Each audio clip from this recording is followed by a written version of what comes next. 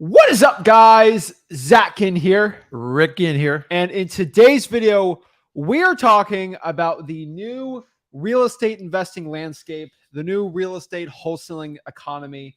And really, the rules of wholesaling real estate have changed. And a lot of it is changing rapidly and at our fingertips, right?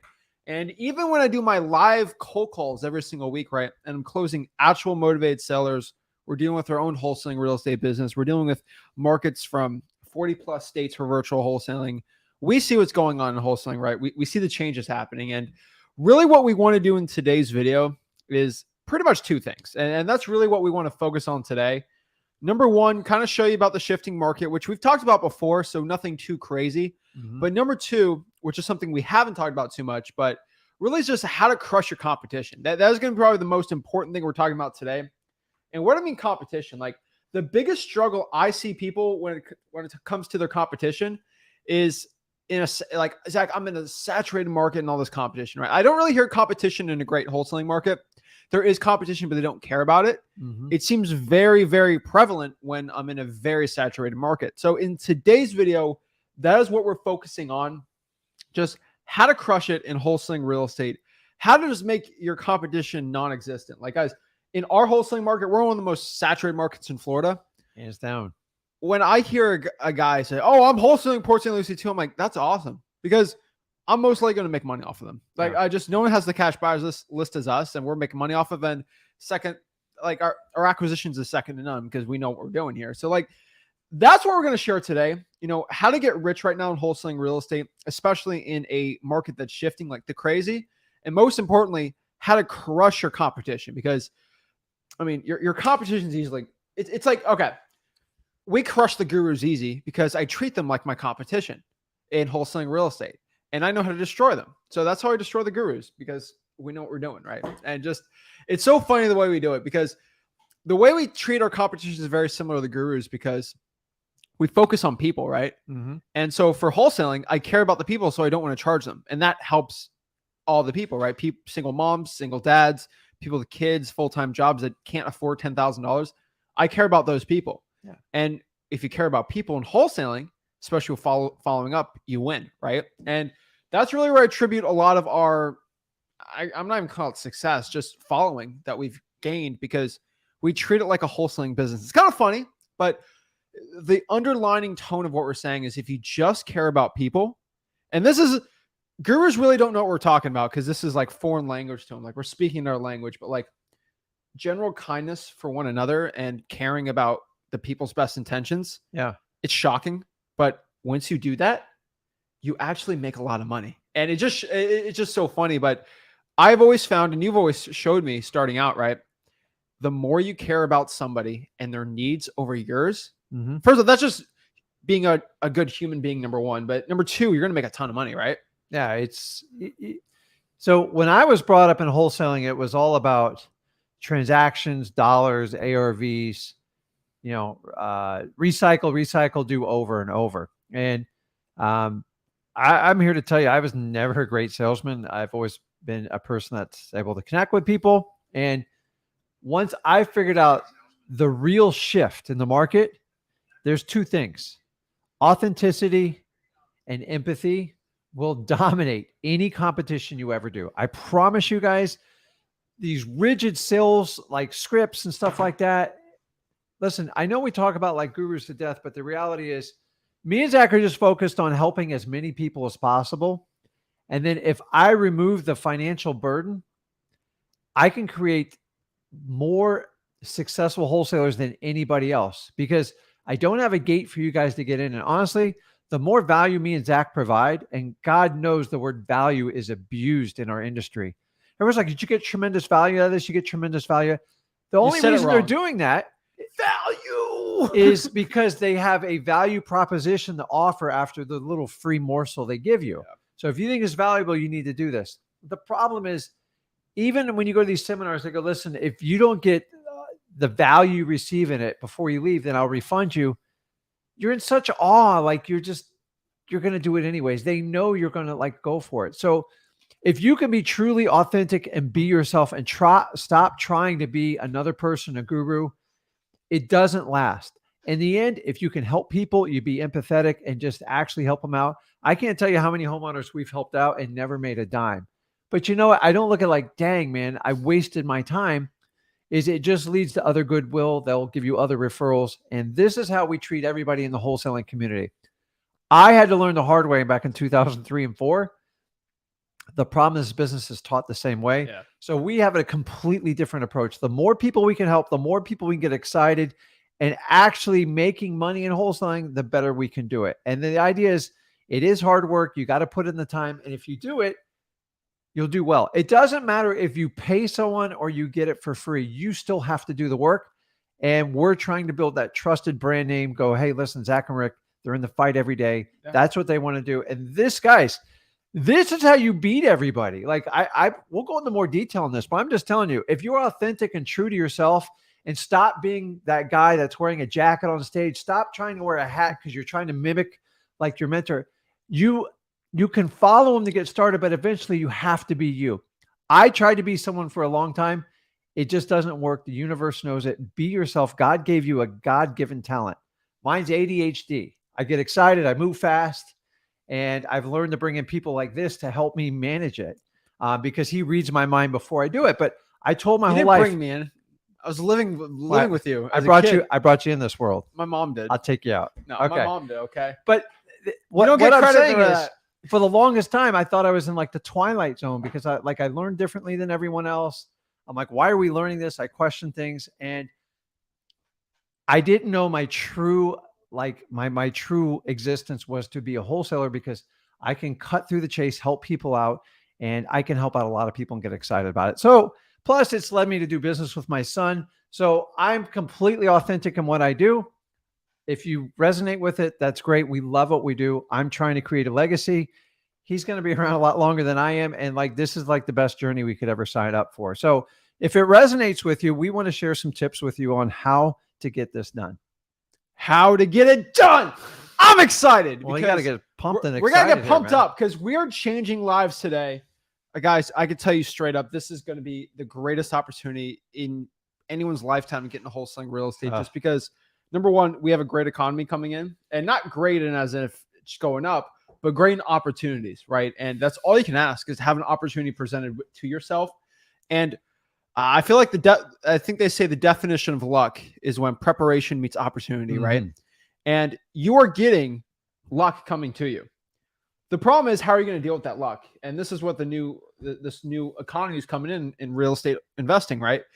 It's how prepared you are, which is watching videos like this and being educated on what to do and how to beat your competition. And then a little bit about how an opportunity will present itself. So if you can mix and match those two things, you'll be destined for success. But we got to get you ready to go. So without further ado, let's get it going. Woo!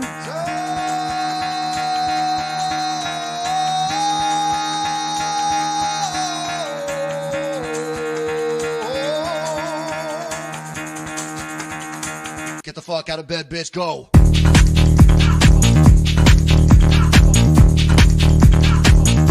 Get up, again, they got go.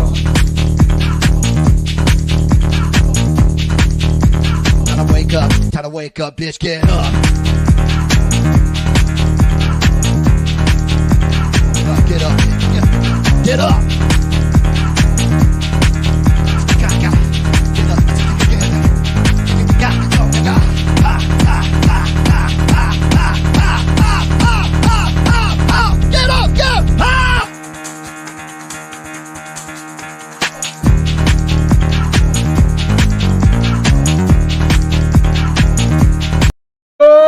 Snap. We're ready to go. What is up? Thanks, Aletha. These lives are very helpful. Thank you. I really appreciate that. So the one thing you got to understand, guys, is you have to be yourself. Everybody else is taken. So just do the only one that's left, which is you, right? So that's a good one there. It's a great one. And you just guys have to understand that is the goal. So let's break this down, guys. Let's kind of break down how to get rich right now, how to crush your competition, everything like that. So let's sort of break it from the top and kind of go from there because I feel like so many wholesalers get really confused on this. So if you guys want to learn wholesaling real estate for free, just go to the bottom right-hand corner, freewholesaling.com, and let's break it all down. So the first thing you all have to understand is we've kind of said this a little bit the other day, but we're going to break it down one more time. But the rules of wholesaling have changed, right? And a lot of the underlying principles we do teach are there, but we get so many new people that always come in every single month. So we do try to help as many people, but the rules of wholesaling have changed, right? The old rules, don't care about your cash buyer, give them the middle finger, shove them down, treat them like dirt, treat your sellers like dirt, because it's all about just getting the deal. It's all about that grind, making the big operations and looking like you're the crazy big guy in the suit, right? Those rules are stupid. And these are rules and boundaries set by gurus, right? It's sort of like rules and boundaries set by society, right? Society sometimes tells you have to do this, or this for the rest of your life. I was told from my school teachers growing up that I was going to get a job one day, and that's what I'm going to do. And it's just ingrained in your head since you're a kid, right? And when you go against society, it goes crazy, right? And the Wholesaling Real Estate Society group, whatever you want to call it, the community, they've taught you certain ways to get into wholesaling, and they're all fundamentally wrong. And, I feel like Neo in the Matrix, or who's the guy in, who's the Fishburne guy, Lawrence Fishburne? The guy with the glasses without the things. Oh, it's not Samuel, is it?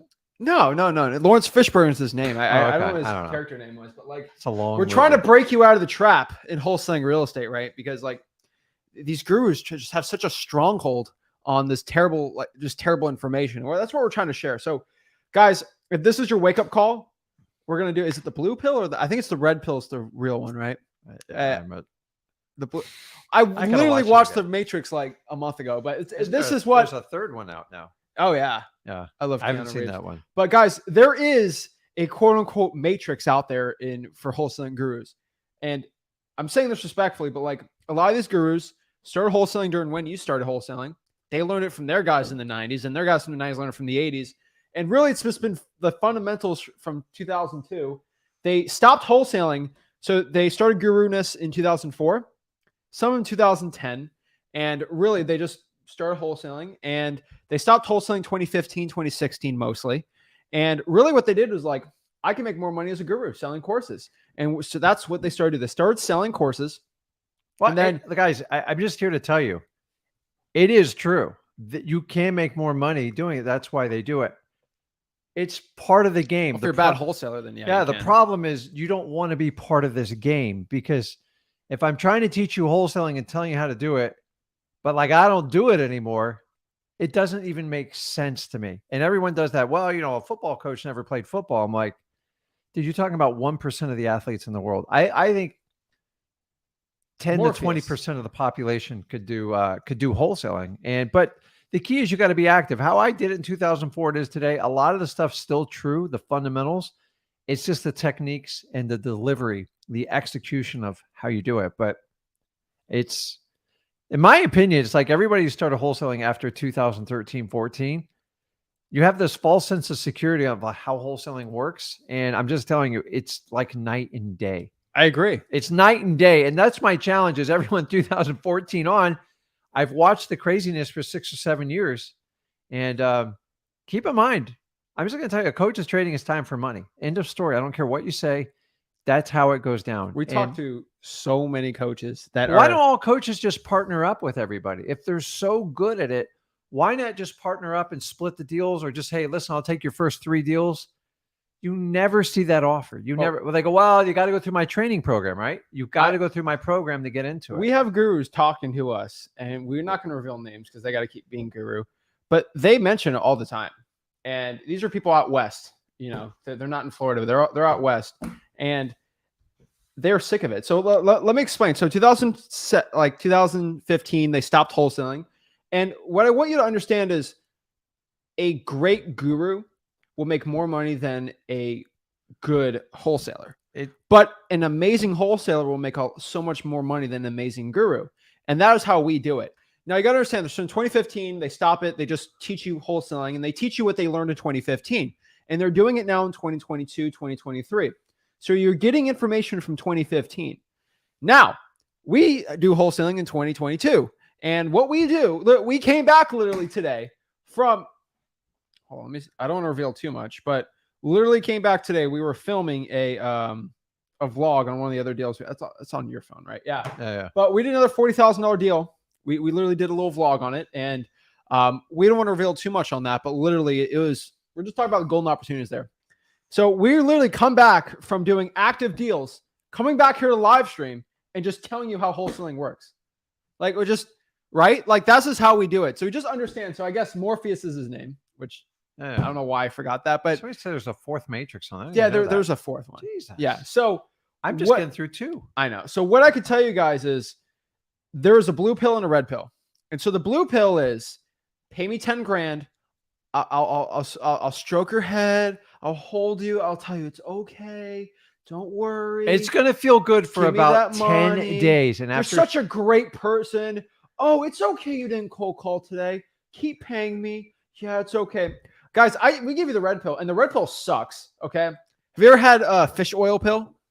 Oh man, those things are nasty. Try straight up fish oil. Yeah, it's nasty. Unfortunately, that's what it tastes like. The pill's not bad. The straight up oil but is. Here's the problem: it's gonna stink. You are gonna have to grind, cold call, learn wholesaling, get your hands dirty, or you have to pay some money like to do marketing. But like, it doesn't feel good. But It's what work. you're gonna learn is that red pill you're taking is going to open your eyes up to actually how wholesaling real estate works. And how wholesaling real estate works is how every legitimate sales operation works. Because a lot of wholesaling is sales, and sales is all about people, right? You're not selling. I just want everyone to understand how sales works. You're not selling the product. You never are. You are selling what the product will do for the person. Now, I'm not getting a whole sales thing, but that is what it is. So in wholesaling, you're selling yourself to actually go out here and go with you for your cash offer, right? And a lot of people get that confused about how sales work in wholesaling, especially in 2023, but it's all about what you can do for them. People are very selfish because if sales is all about what the thing is, nobody, and I'm telling you, nobody is going to go with you. They'll go with the higher cash offer, or they'll go with another realtor, right? Yeah. Why do people buy iPhones? Because they want to be in their own friend group with the little blue bubbles and airdrop, and just because it's better. But that's not the truth, right? So I want you guys to understand it sucks. Like taking that red pill, the red pill's free. There's FY, it's a free one. It ain't $10,000. I'll tell you that. But it's there. Like honestly, the way the world works today is you're not stuck going to universities and high schools and like all these programs to get the information. That was the old dude. I grew up in a time where you had to look stuff up in encyclopedias that was sometimes 10 years old. Okay. So the rules have changed. So we're talking about like particularly in wholesaling. I want you to understand is so many people think, well, if I pay that big fee, it's going to solve my problem. I promise you, initially it'll feel that way. And then you're going to see this disparity gap and go, oh my God, like Zach and Rick were right. If I just did that course, I could have done it. Listen, it doesn't matter how you get there. It's where you end up and wind up. The rules have changed. I'm telling you right now, so many people, anyone who tries to tell you that wholesaling is about sales, it's about sales on the courses, like 100%. Well, no, it is about sales. But the thing is, what I'm saying is sales is people. Correct. And that is what it is. So people think about it as sales and they think of Wolf of Wall Street. So what are people buying these days? Like what are they buying when you go to meet with them in their home? Are they looking for some slick talking salesman? It's the solution you have. They're looking for confidence. They're looking for authenticity, and they're looking for empathy. Like, are you going to give me the dignity even though I'm telling you all the dirt on my house? And if you don't connect with those people, there's nothing you can do to get that deal. So if you just want to do it strictly on a transaction basis, is how the current rules are being taught to you right now, you are going to get killed. You have to connect with people to get their barrier down. And it's not so much about selling them. It's just about overcoming their objections. You're being making them comfortable with you. And we got to destroy the matrix, right? And that's what we're doing. The wholesaling. So let's see. We're going to make a thing called the wholesaling matrix. Yeah. It's going to be hilarious, but it is absolutely true. So the reason why I'm talking about this is because we have gurus contact us all the time, and we don't break it down too much, but I can't really get too much of the information, but they're out west and they're sick of it. They do 5, 6, 7, 8 hours of Zooms a day, and they're making $1 million, $2 million. They're making a ton of money. God bless you, man. For wholesaling, it's so much better. But like they're making $2 million, but they have to spend 9 a.m. to 5 p.m. It's a weird time on Zoom calls. 9 a.m. to 5 a.m. And they get paid a certain amount of money per Zoom call, which makes them a employee to themselves, right? It's like every time work. I had one guy come up to me, a power washer, and I love the power washing industry, right? The guy talking about he's an entrepreneur, and I'm like it's like $30 an hour as an entrepreneur. Like entrepreneurs, when you got someone in the power washing doing the stuff for you. If you're doing it yourself, it's not. So guys, these gurus, they contact us all the time. Like, Zach, how can I start doing what you're doing so I don't have to do this? I'm so sick of this, because everyone asks, like, how much time do you spend on content? And I'm like, okay, so on Tuesday, Wednesday, Thursday, 2 hours. So that's 6, another 3 hours for videos, 9. And then maybe if I have to edit, 12, 15 hours at most, but really it's like 12. And they're like, oh, I spend 50 hours a week on Zooms. And I'm like, and so people are just like, whoa, right? And the honest truth is, you make so much more money in wholesaling real estate. And what we're trying to break down is the people you're listening to are trying to get out of coaching. They're getting paid per hour and they don't wholesale. Like, guys, it drives me crazy. Like, when I tell you to grind and grind it out, that it sucks, I know what it's like. Let me give you a quick example. That's the this truth, Tuesday, right? This Tuesday, 2 days ago, watch my live stream. I cold called for an hour and 45 minutes and got zilch, nothing. I got crazy people wanting too much money for that. I did Arizona, okay, and Connecticut. Holy moly, those people were nuts. They want so much for the house. They're wild, insane. I was like going crazy. No one answered their phone. Some people answered the phone, but I was like, oh my, and this sucked, okay? But guess what happened the last call I did? I'm like, you know what? Let's just do one more. $70,000 price reduction. $70,000 price reduction, last deal. And the guy was sick of it. And he owned 4 other properties. You know, here's the truth of the problem. It's live. Go to the channel and watch it. This is why we do the lives, because you need the information like yesterday. You don't need people talking into a teleprompter. Listen, we do some nice videos, but no teleprompter. It's really never. I don't even know what one looks like. It's stuff through a teachable lesson. But when we're talking about the stuff today, if you guys aren't getting it live, you are way behind the 8 ball. Number 2, we're transparent. Like, we're not.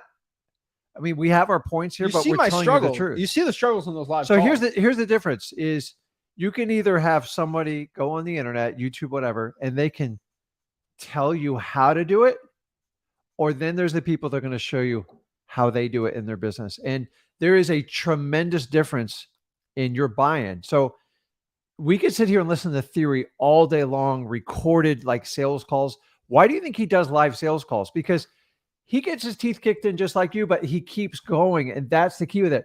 So many gurus are so scared of like how they're going to be viewed, dude. Like, people are regular, man. I got issues. Everybody's got issues. Everybody pretends like they're perfect. And it's like, so like, he stepped on an ant pile today. I got destroyed in an ant pile.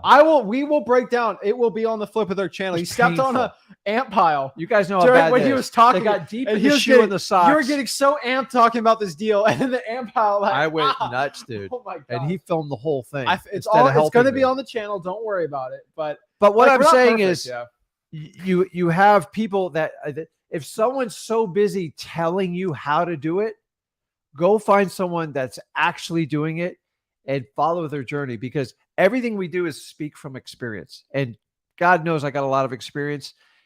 He has an amazing amount of experience. And this is the difference I see in the wholesaling. The rules have changed because when someone lectures to you and they think they're better than you and like, this is how I do it, you have to, this is what I do. This is theory like what I do. And like, hey, dude, let's go to property. Let's show you how it's done. Let's get rid of the editors. Let's just film stuff and be raw and authentic.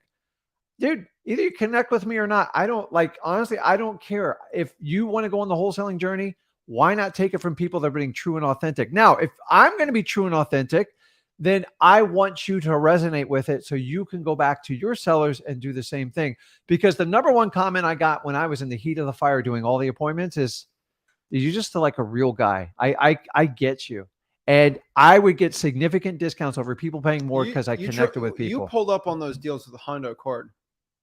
And that helped, right? Honestly, in the first year I walked out, I go, I cannot believe people will sell me a house. No. All right. Let's talk about 2005, 2006, all right? Because I remember I was a little kid. What car, you know this, the white car, did you pull up and do a bunch of deals in 2007 and 6? Was it the white? Oh, yeah. I got a little cute. No. I'm talking about 2005, 2006. Was it the van or the big truck? The minivan. Oh, You close deals in a minivan. Oh, that was bad. You pulled up in a minivan starting out in wholesaling and Because closed he's deals. throwing food and wrappers, everything He in the closed back. deals in a minivan. So like it doesn't matter Oh, I what you didn't pull care. up in. But no, did the seller care? No, they don't. They could care.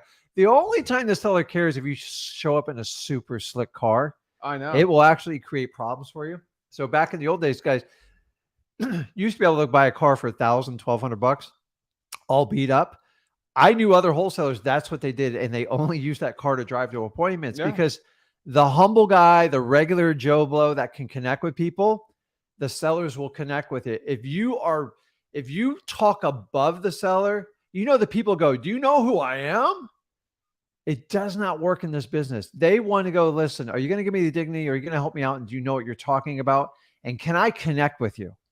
Like, would I go and have dinner with you, or would I go get a cup of coffee or grab a beer with you? And if they can't answer that, I don't know about you, but I've learned long time ago, and I've dealt with a lot of people. If there's someone I wouldn't go and grab a beer with or get a coffee with or have over to my house dinner with my family, I'm not going to be any type of business partner with you. They've pretty much found the last, and I don't get political, the last 10 presidents, they've polled every American, and they've done the craziest polls of who will most likely win the presidency. And it comes down to one question for men, not really women, but for men, who men will vote for. No political, like from Democrats and Republicans. What is the number one question you have to ask to see if this guy's going to be president or not? Ready? Will I have a beer with this person? That is the number one question for men of why they'll choose president, not policy. This isn't about like policy, left, right, middle. Could I have a beer with that person? This is why I'm not getting political. This is why JFK won.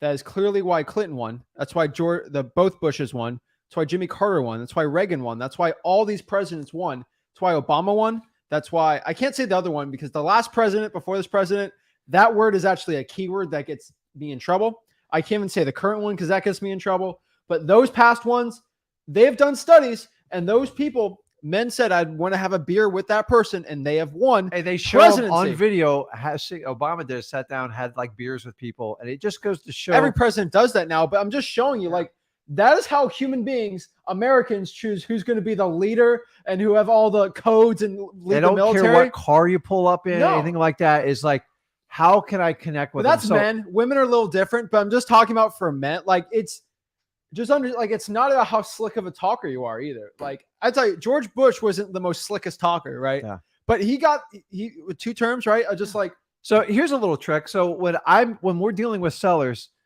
and remember, you got to get down to business on the negotiations. When you're done with your negotiations and you get what you want, and they still want to hang out with you, you have done a phenomenal job doing it. Because a lot of times we run the risk of people changing their mind and stuff like that. And then when we get deep in the rapport, I tell people, take a time out, do a transition, get into what you're there for, get into negotiations. And then at the end, if you want to hang out and talk, or maybe even like, grab a bite to eat or something, you can do that. It's like, it is the final endorsement of like, okay, I've won. And if you're not having sellers doing that, you're missing the point, because maybe you follow the rules of people who are lecturing you, telling you what to do, instead of, hey, let me show you how I do it. Here's how we make a cold call. And matter of fact, why don't I just do it live? That's the point. That's it, guys. I'm just telling you. So when you look at people, and if they try to raise themselves on a pedestal and they're better than you, nobody is better than anyone else. I don't care if you got $50 billion. You are no better than the person to the left or right of you. And your sellers know that. And the minute you think you're just super tough and you're invincible, you will not relate to people, and you better go find people, and you better teach them how to relate with people, or you're going to get killed in this business. These rules of like going through high quantity, huge things of data and just being a robot. Listen, the initial screening, I get it. But when you connect with these people, you've got to make it real. Authenticity and empathy rules in today's market. I will tell you, the predominant coaching in wholesaling is the opposite. It's a numbers game. You got to drive. It's ridiculous, guys. Slow down, help these people out, dig through your leads, get your list. Like today we were just looking on one deal, and like, I go, hey, what about this house here? What about this one? And like, we got excited. I'm like, oh my God. I go, I love we this don't want to business. spoil the video. Yeah, I know. But like, I'll tell you, we did some cool drawing. So we did a deal there, and we basically told everyone, we'll give a little spoiler. Every single time we have a really good deal, if we drive for dollars for 15 minutes, we'll probably get 15 really good driving for dollars leads and most likely a deal out of that. Yeah. We spent 30 minutes and I think got 25, 30 driving for, and we recorded the whole thing. It'd be pretty cool, but I'm just letting you guys know that's what it is. So what is the key? Why the rules have changed? What are the rules? Guys, we have Wu-Tang behind us. The reason why I chose Wu-Tang for the background today, number one, because you don't listen to Wu-Tang, so I'm trying to get him to listen more. I probably did when I was younger. You do. But Wu-Tang in the 90s kept it real. They rapped about what real life was in New York, and they kept it real. No crazy melodies, no crazy, like, what are the people? They just kept it legit. You don't and want that's me why rapping. they're amazing, okay? That is why they're awesome. So I'm telling you straight up, guys, you have to keep it 100. You have to keep it legit. You have to be you. You can't be somebody else. You have to be yourself. So let's get into how to crush your competition. We've kind of talked about it a little more, but how do you beat your competition, right? There's so many ways to be doing this and ways we can really go with this. We kind of talked about the number one way. Why have I always crushed all of my competition when I have a deal? So when we have a deal and there's like 6 other wholesalers trying to get that deal, following everything like that, where's the number one rule we did to succeed? Number one, every single time we got the lead, we set the appointment, not when I felt like it or when it was convenient. I actually made it super inconvenient. I made it as soon as I can, I'd go meet the person. I don't even care. Like, I never cared. Like, oh, shoot, I got to go work out. I don't know, workout going, right? Like, guys, you have to go on the appointment as soon as you possibly can. Now, things have changed a little from then. Motivation's more important, but still, even in a saturated market, you got to set that appointment as soon as possible. And the most important part about that, set the appointment with conditioning them. If you cannot condition them, it's not an appointment. They have to be ready to make a yes or no decision on selling the property once you go there. If you can do that, you will, number one, beat your competition, because the reason why your competition didn't beat, like my competition didn't beat me, is because I got the contract before they did. Yeah. Always, right? And it's always the guy like, oh, can you close it right now? And they feel no, hey, let me go by and see it. That's it. Are you ready to make a decision on selling it? Or are you just serious about selling this? Or am I wasting my time? Because I always won, because I went on there as soon as possible. I wasn't a better talker. I wasn't smarter. I wasn't starting out, I was not the slickest person with the sales, right? But I always just showed up, and I showed up quick and on time. And that won me. That won me the appointments, right? And that is always the truth. I think so many people get it over their head like, oh, Zach, I have an accent. This is not good. Go on the appointment faster then, right? Like, there's things you can overcome if you think you have a struggle with something. And I've always destroyed my competition from that, because number one, everyone thinks if you want to beat your competition, you have better prices. And that's never the thing. Talking about the iPhone, right? Are iPhones cheaper or more expensive than Androids? There's some very expensive Androids, but overall, more expensive. They're more expensive. Does Apple? Trust me, I know. Does Apple crush their competition though? Pretty much, hands down. Why is that? They don't get the market share, but their prices are so high, they make more profits than anyone else, because it's about the product, it's about the person, it's about how someone feels when they go with it, not because of the price. No. The price is not the thing. So how do I beat my competition? I don't focus on being the high. So it's kind of flipped, right, with wholesaling. The cheap guys are the ones that always offer the highest. I always offer the lowest. I'm the most expensive for my seller, but they know 100%. Rest assured, I have my buyers. I'm ready to go, and I will get the deal done, right? Yeah. I'm a man of my word, and I have confidence that I can help you out, and I will help you out. Guys, I'm faster than everyone else, especially when I'm starting out, and still when I used to go on appointments. Number one. Number two, I was never the highest offer, never, but I was the most certain one. And I knew how to talk, and I knew how to get someone to say yes or no decision, because once you get someone to agree to make a yes or no decision, you got them right there. You just got to make them do a yes or no, right? Guys, keep in mind, the number one thing a motivated seller wants, I'm not talking about a retail, they want certainty. They want it done. They don't want to think about it anymore. So remember, you can't strike a great wholesale deal unless the motivation's there. And their number one thing is they have anxiety about the property. They don't want to give it away. Don't get me wrong. Like, you're going to have to haggle on it a little bit, but they're looking for the person that is 100% guarantee. And that's the biggest thing that you are selling, is yourself and your confidence. So here's a little trick. I'm just going to tell you, you should be your own competition, meaning you only have to rise to your level, because if you look at all the other people, you go to local RIAs and stuff like that, you're not going to get excited about your competition, because it's all talk. So don't try to elevate above them. You just set the standard on your own. Go faster to the appointments, respond quicker, be yourself, be authentic. And if you don't know the answer, go get the answer and just be transparent and honest with them. I'm telling you, if you're looking, I have so much competition, you're not getting the point of it.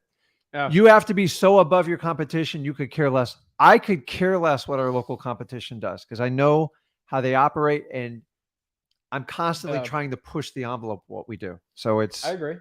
It's so funny though. The only competition is really yourself. Like you are in race. Look at it as like you're a marathon runner. You're just trying to beat each day by a few more seconds.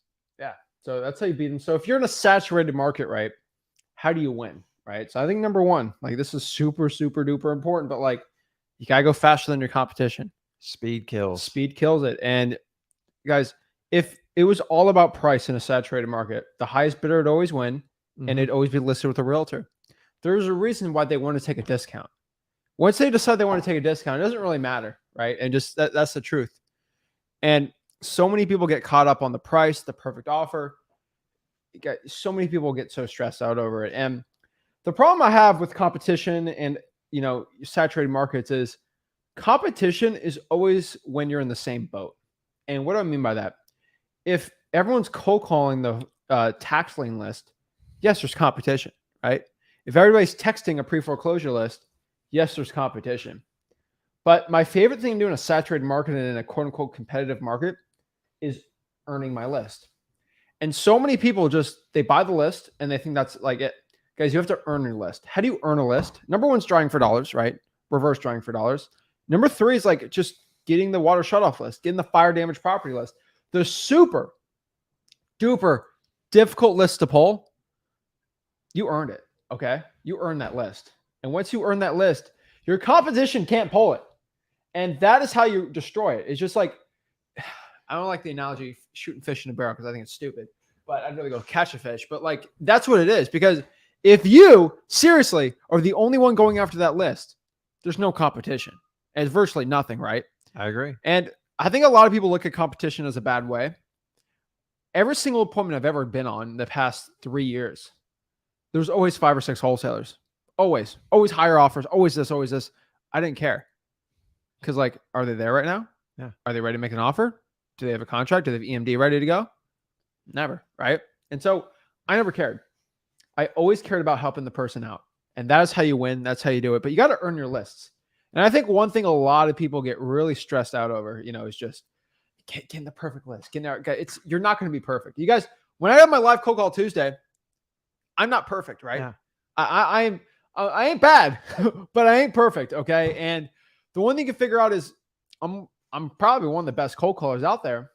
And I am not perfect. I'm not the best cold caller when it comes to being the slickest or something like that. No, but I can connect with people and I can bring out my genuine personality with the seller. And y'all know, like, I ain't the slickest person when it comes to just acting like a sales. I just regular person, right? I'm a regular Joe, regular Zach. I don't know how to say it the right way, but like, that's how you do it.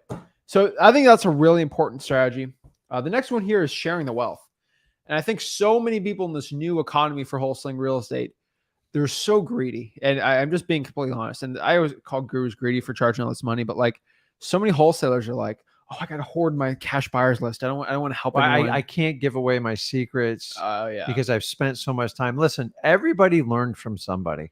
Yeah. If you think any guru, me, Zach, like we invented everything ourselves, all we did is take what other people did and we find a better way to do it. And you know what? Me and Zach are counting for people on this stream to take what we do and even make it better because we all win when we do that. But I want you guys to understand, we're talking about the rules have changed.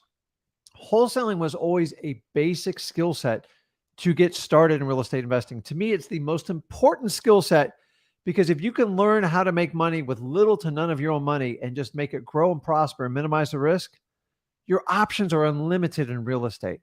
But if you don't start with that core skill set and you have a guru or someone say, hey, listen, do this because it's easier than wholesaling, that's the trap you're going into.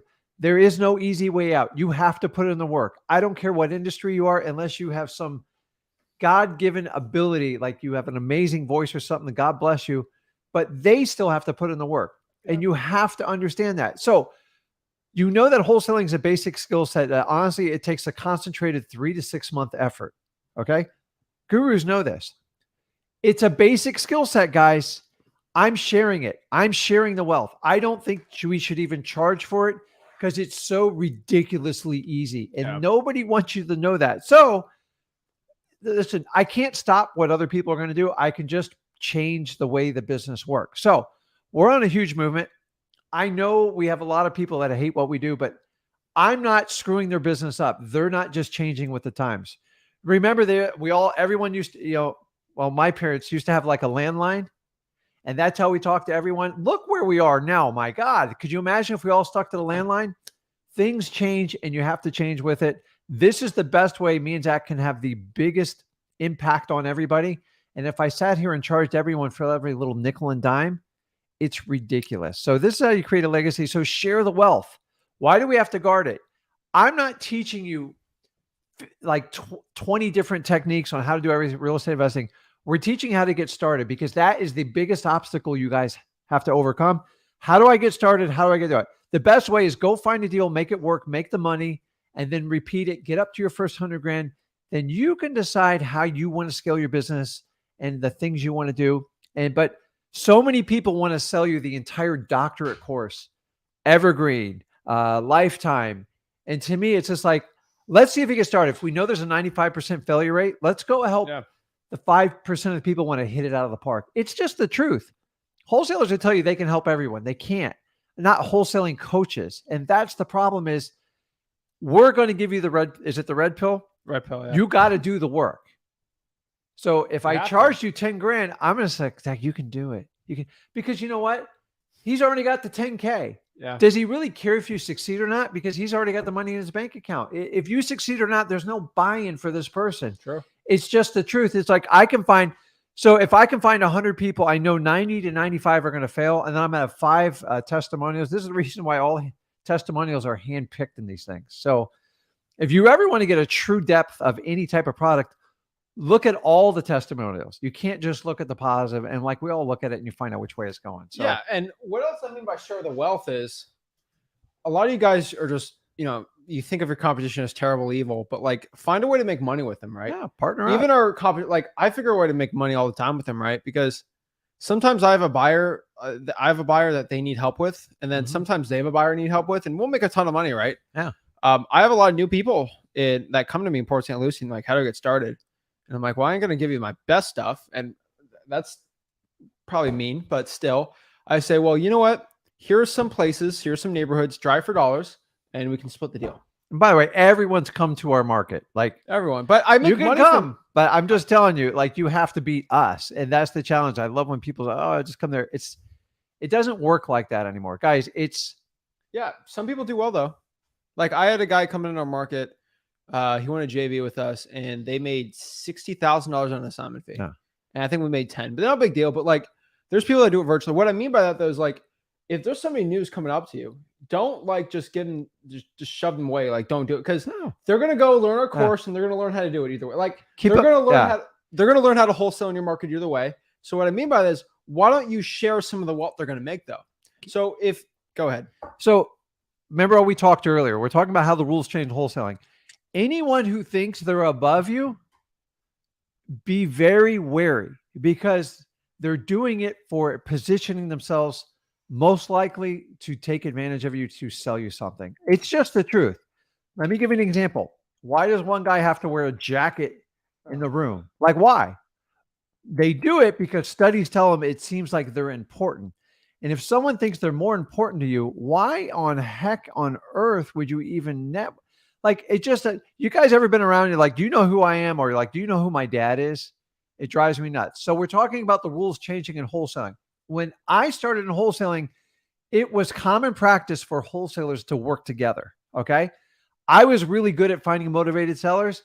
I sucked at finding cash buyers. I find people with deep cash buyers list, and we had a blast for about 7 or 8 years. Somewhere it changed, and it's when the mortgage meltdown happened, and then a new wave of wholesalers came, and now it's like, don't ever work with another wholesaler. All we want to do is like screw each other over. And I'm just telling you, we have to go back to a world where wholesalers actually work together. He's great at a cash buyers list. I'm great at finding motivated sellers. Let's work together and split the deals. But for a long run, I would have the motivated seller, and then I would have a cash buyer saying, I get 70% of the deal. I'm like, that doesn't even make sense to me. So I don't know how these rules got changed. Guys, you tell me in the comments, do you work with other wholesalers? Because those days are like tough, man. Like, and when I started out, I wouldn't have survived probably without those wholesalers, to be honest with you, because I couldn't figure out how to do cash buyers. I spent so much time on motivated sellers. So the rules have changed. I think we need to go back to having wholesalers work together, especially during these market shifts. It's more important we network and help each other right now. And guys, I'm talking about organic networking. I connect with you. We make money off each other. A paid mastermind and stuff, that's good for theory, but it's not going to help you out in your local business. It's going to make you feel good temporarily.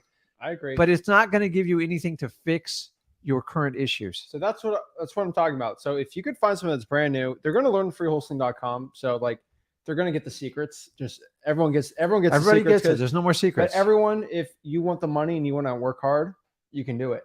So why don't you still share the wealth with them? So if they're on the come up, they're going to probably, if they're going to be really good, they're going to be good no matter what. It's like, I love, because NBA players and NFL players do this all the time. If I see a new up and coming athlete, like if I see a Kobe Bryant who's 18, and if I'm like a Michael Jordan type guy, I'm not going to be like, I don't want to teach him basketball because he might be better than me. He's going to get good no matter what. So why don't you go train with the guy, and then maybe you could share some knowledge together, right? And that's sort of the point. It's like, if they're going to be good wholesalers, they're going to, like, there's nothing you're going to do to stop them. There's not one piece of information that's going to change everything. So why don't, if they're starting out, be like, hey, here's some good places to drive for dollars. Just split the deals with us. I'll close it because you need help with closing, and we can split some deals for a little bit. You could make $100,000, $200,000, $300,000 and just share the wealth. You got 4 or 5 of those people going on. It's money, right? I teach everyone, like, you have to share the wealth. It'll change your mindset with a lot of things, and you'll be good. But it's so important. But yeah, like you said, these gurus, they drive me crazy. So anybody who starts a conversation with you to go, do you know who I am? I want you to go like this. You don't know who you are? Do you want me to look it up for you? It just drives me nuts when people go, do you know who I am? They're trying to downplay you. Like, I'm here, you're there. I know. But but you can't. The problem is, if you're going to network with people, it's hard to do it when you start out with that. So the best way to network with someone is just use your ears and listen to them and be a student. And you don't have to take in all the information, but take the stuff that works for you. I agree. So the next one here is to get out of your own head and get out of your own way. I think so many people, they get so caught up in how they think they look or sound or do. It stops them from being successful. And I want you guys to understand how wholesaling works now. This is not 1984. This is not 1983, where you taking a dig on me there? Or? No, but like there were different times, right? So if you maybe, I don't know, like if you were a kid starting out in business, you weren't as respected as it is now, right? You weren't probably as respected if you, like, I'm just like, it's true, right? Like you probably won't be, some people aren't going to be as respected in the 80s as they are now. And like, so if I go to, let's say, Alabama, and I have, I'm from Pakistan, I have an accent. In the 80s, I'm probably not going to get a deal. Some people are just, it's different times, right? They're not used to that. It's normal now. Like, guys, I think I got one guy told me, he's like, oh, I have a Spanish accent. And I'm like, dude, you live in Broward County. No one's going to care. Okay. And so many people get in their own heads like, oh, I have an accent. Guys, this is 2023. Nobody cares if you have an accent. Okay. And I've told everyone, the richest people in real estate have accents, right? That Swedish guy, that realtor who makes $50 million a year. Yep. He has a Swedish accent. Yeah. He wasn't born in New York. No one cares. Like, oh, but wouldn't they care if I wasn't born in Missouri? Nobody cares. Okay. Like, it's normalized, right? And I just think so many people get in their own head of why they can't get the deal. And nobody cares. Yeah. It's confidence. Let me give you an example. Have you ever heard your own voice recorded? You go, oh my God. But here's the weird thing is, he thinks the same, I think the same, and you guys think the same. And like, we're 2 guys on camera talking live in front of you, telling you how weird our voice sounds on video. So if we think it's weird, I want you to understand it's completely normal. If I let that get in the way of us giving you guys content, we would not be having this connection, and you guys wouldn't get all this information for free. So get out of your own head. He used to tell me, he goes, stop worrying about what you do. Let's just shoot the videos and give them what they want. And that's all we do. But yeah, guys, you got to get out of your own head and out of your way. once you just start doing, it works so much better. And every time you start thinking, like, what I mean by getting your own head, in that 2-hour cold calling session, you can get in your head sometimes. You're like, let's just stop calling, right? We beat ourselves up more than anybody. You got to do it right. And the truth is, get out of your own head and wait. Hey, you committed to 2 hours. You're going to do the full 2 hours. And since I committed to it, I got the deal. I make my schedule. I stick to it. Okay. Like if I don't do that, then how am I going to expect you guys to do it? Right. And so I did it and got a great deal at the end. It's the truth. And that's what it is. So the next part here, something I always teach everyone really well, but to lowball, and specifically for lowballing is to go for no. Guys, you have to go for no, right? It's more critical now than ever. You could have got away with your current instruction from 2013, maybe even part of 2022, but I'm telling you guys, this one is coming back for real. Go for no is you've got to find the bottom line price, the deepest discount you can get, because you don't know where the end price is going to lie, and you have to have room. The good thing in wholesaling is we're typically moving a property in 30 days or less, so it can't drop too far on you. But the bigger the spread you get, the more options you get. The biggest problem people have had in the last 5 or 6 years, you guys just pay too much for properties and you expect the cash buyer to bail you out. Those days are over. So you're more important now to go for no. And if you guys have never heard of this, it means when you make your initial offer, you want to get a no. If you get a yes, you should fear how much you just paid for it. So if you get a no, the idea is to get a counter back to them so you can get to a price that's going to work for both parties. It's going to work for you. It's going to work for the seller. And more importantly, it's going to work for your cash buyer. You have to figure this out. Go for no. Yeah, guys. So going for no is giving an offer and going for them to say no. Correct. The goal of the offer is for them to say no to it. And once you start doing that, you're going to make more money. So like, how do you get rich? Like, just increase the amount of money per deal, right? I think everyone thinks it's a crazy algorithm, how much money you make in wholesaling. It is literally how many deals you do multiplied by what's the average profit per deal. Mm-hmm. How do you double your income? I promise you, it is easier going from an average of $10,000 deals to $20,000 deals. And then, all right, let's say you do a deal a month and you're making $10K a deal. So you're making $120K a year. It is so much easier to do $20K per deal and then do 10 deals versus and just doubling per profit or doing 20 deals. It's so much easier just increasing the margins than to actually increase the amount of deals you do, right? Yeah. You got to double your output. And if you're spending 40 hours a week cold calling, you're going to have to double that. Like, it's stupid. Yeah, if you had 100 people, if you had to take $1 from 100, so if you took $1 from 100 people, made $100, you would have to bat 100%. Or if you just took $20 from 5 people, it would be the same result with so much less work. And you guys got to understand that it's, do you want to just sit there and beat your brains out over 100 people, or just go find the motivated sellers like me and Zach always tell you, and go get the spreads, and they'll hug you and they'll thank you, and you'll walk away better, and your cash buyers are happy, and it's a win-win. You guys struggle the most when you're making offers on everything and you think getting that contract. And the reality is the gurus created this mess. The truth comes out when you give it to your cash buyer. On your 10th or 12th cash buyer, you're like, hey, Rick and Zach, I'm really struggling to sell this deal. I don't even have to know what the problem is. I'm going to tell you, you paid too much for it. Hey, did you go for no? No, I took the first offer they would take. And that's 90% of the problem with this business. And for the last 5 to 7 years, everyone's got to pass on it. It's coming back to haunt all these people. All these programs, you have to go for no. If someone doesn't teach you to go for a no, you are going to have to bat 100%. I agree. So the next one here is, we've kind of said this in the beginning, but focus on the people and the problem, not the sale or the house. Don't be like, oh my gosh, I got to get this person to agree to it. Guys, you're not supposed to force somebody to want this. I always get this question all the time. This is the worst question. Yeah. I never say there's a bad question, but this is the closest thing to it. How do I convince somebody to go with my offer? Or how do I convince somebody to sell their house for, $50K below what it's worth? You don't convince somebody. Either they want to sell it for that or they don't. Like it's never good, right? Like if you have to convince somebody to go out on a date with you, it's usually not good, right? You can't convince somebody. So you guys it's either organic, right? That's why they're calling you the day before. They don't want to go on the date on you. And for those of you putting under contract and people keep falling out, you tried to force it. Every now and then it happens, but if you have a high fallout ratio, it just means you did not do a good enough job to make your seller feel comfortable with you. How do you make them feel comfortable? Be yourself, be authentic, be empathetic. And I hear a lot of this business. We talk about the rules change. Wholesaling is all about speed and convenience. Dude, the speed part is somewhat correct. Convenience, It I is don't, because it's cash, but you got to remember you're if leaving that's out what- the most important part. But if you don't include the people with that, it's done. Correct. If you can't be empathetic and help them out and go, listen, I'm here to help you. Because when you start speed and convenience, you sound like a check cashing store. Check, next, check, next, checks, Yeah. next. And so if I'm in a check capping store and I use the same velocity, I'm like, what's going on? Why do we need this pay loan type of deal? That's what you have to do. But Yeah. we're trying to turn this business into like a cash convenience store. I get it, but honestly, you're missing the part of it.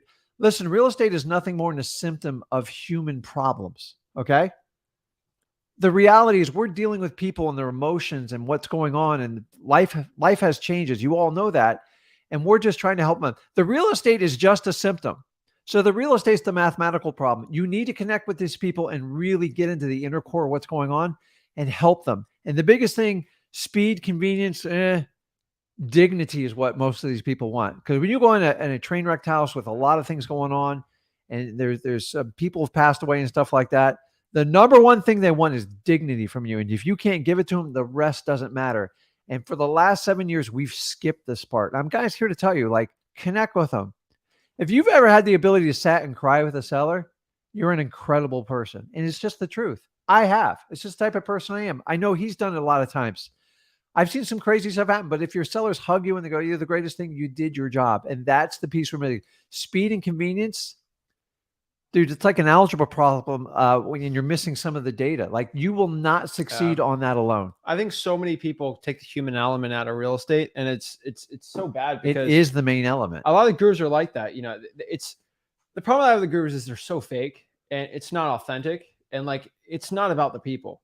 Like, someone do a video and it's all about how I can get you to sign up for my course at the end, or sign up for this guy's thing. Guys, if you act like that because you learn from those people, then you start acting like them, and you start acting like all fake and crazy. You get crazy eyebrow things going, and like you're trying to pretend like you're like they're all acting. Listen, if they're authentic, authentic. Just if your program is amazing and it's what you say it is, just put a link and let people click onto it. Why do we have salespeople trying to close you, paying them 15-20% commissions? I've never sold anyone on freewholesaling.com.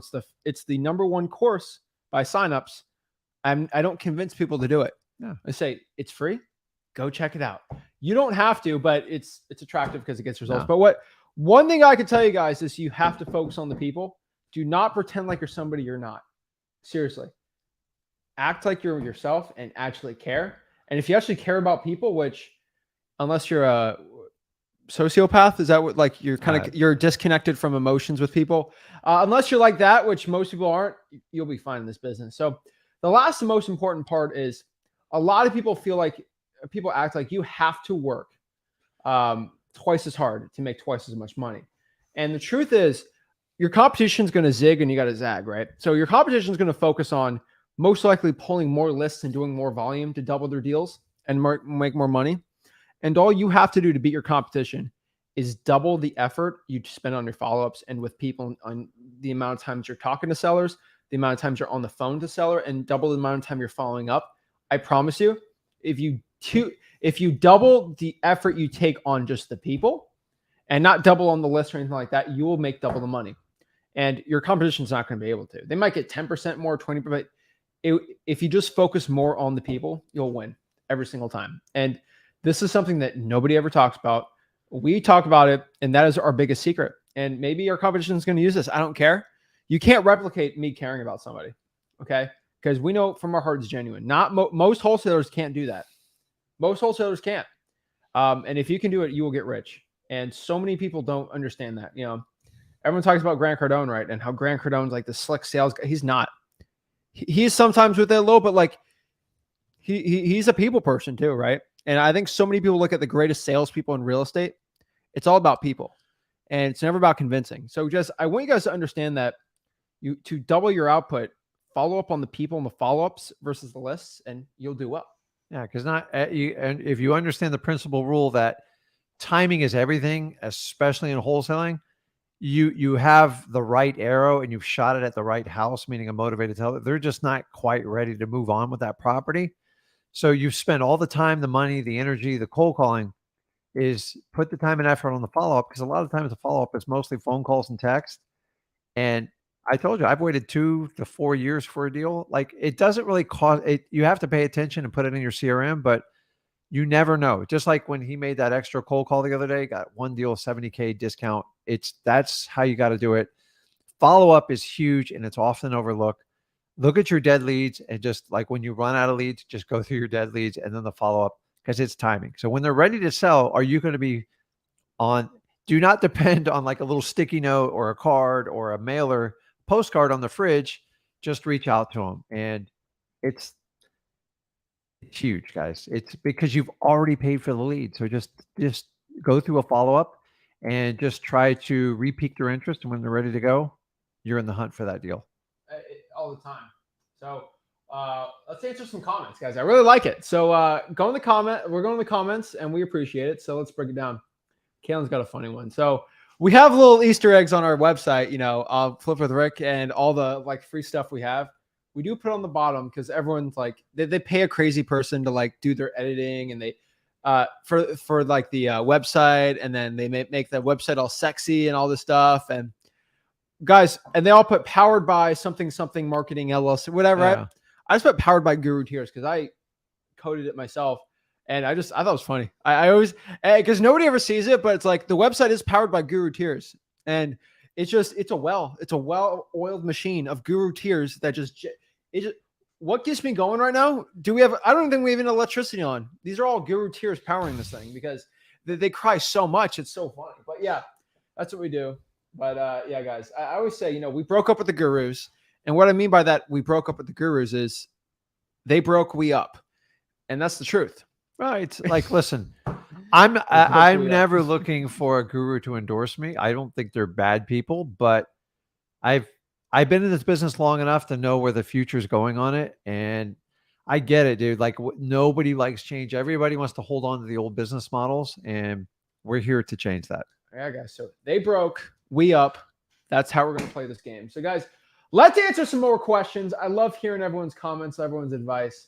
But yeah, the wholesaling rabbit hole goes very deep if talking about the gurus. But it's kind of funny out here with the whole we got Wu-Tang.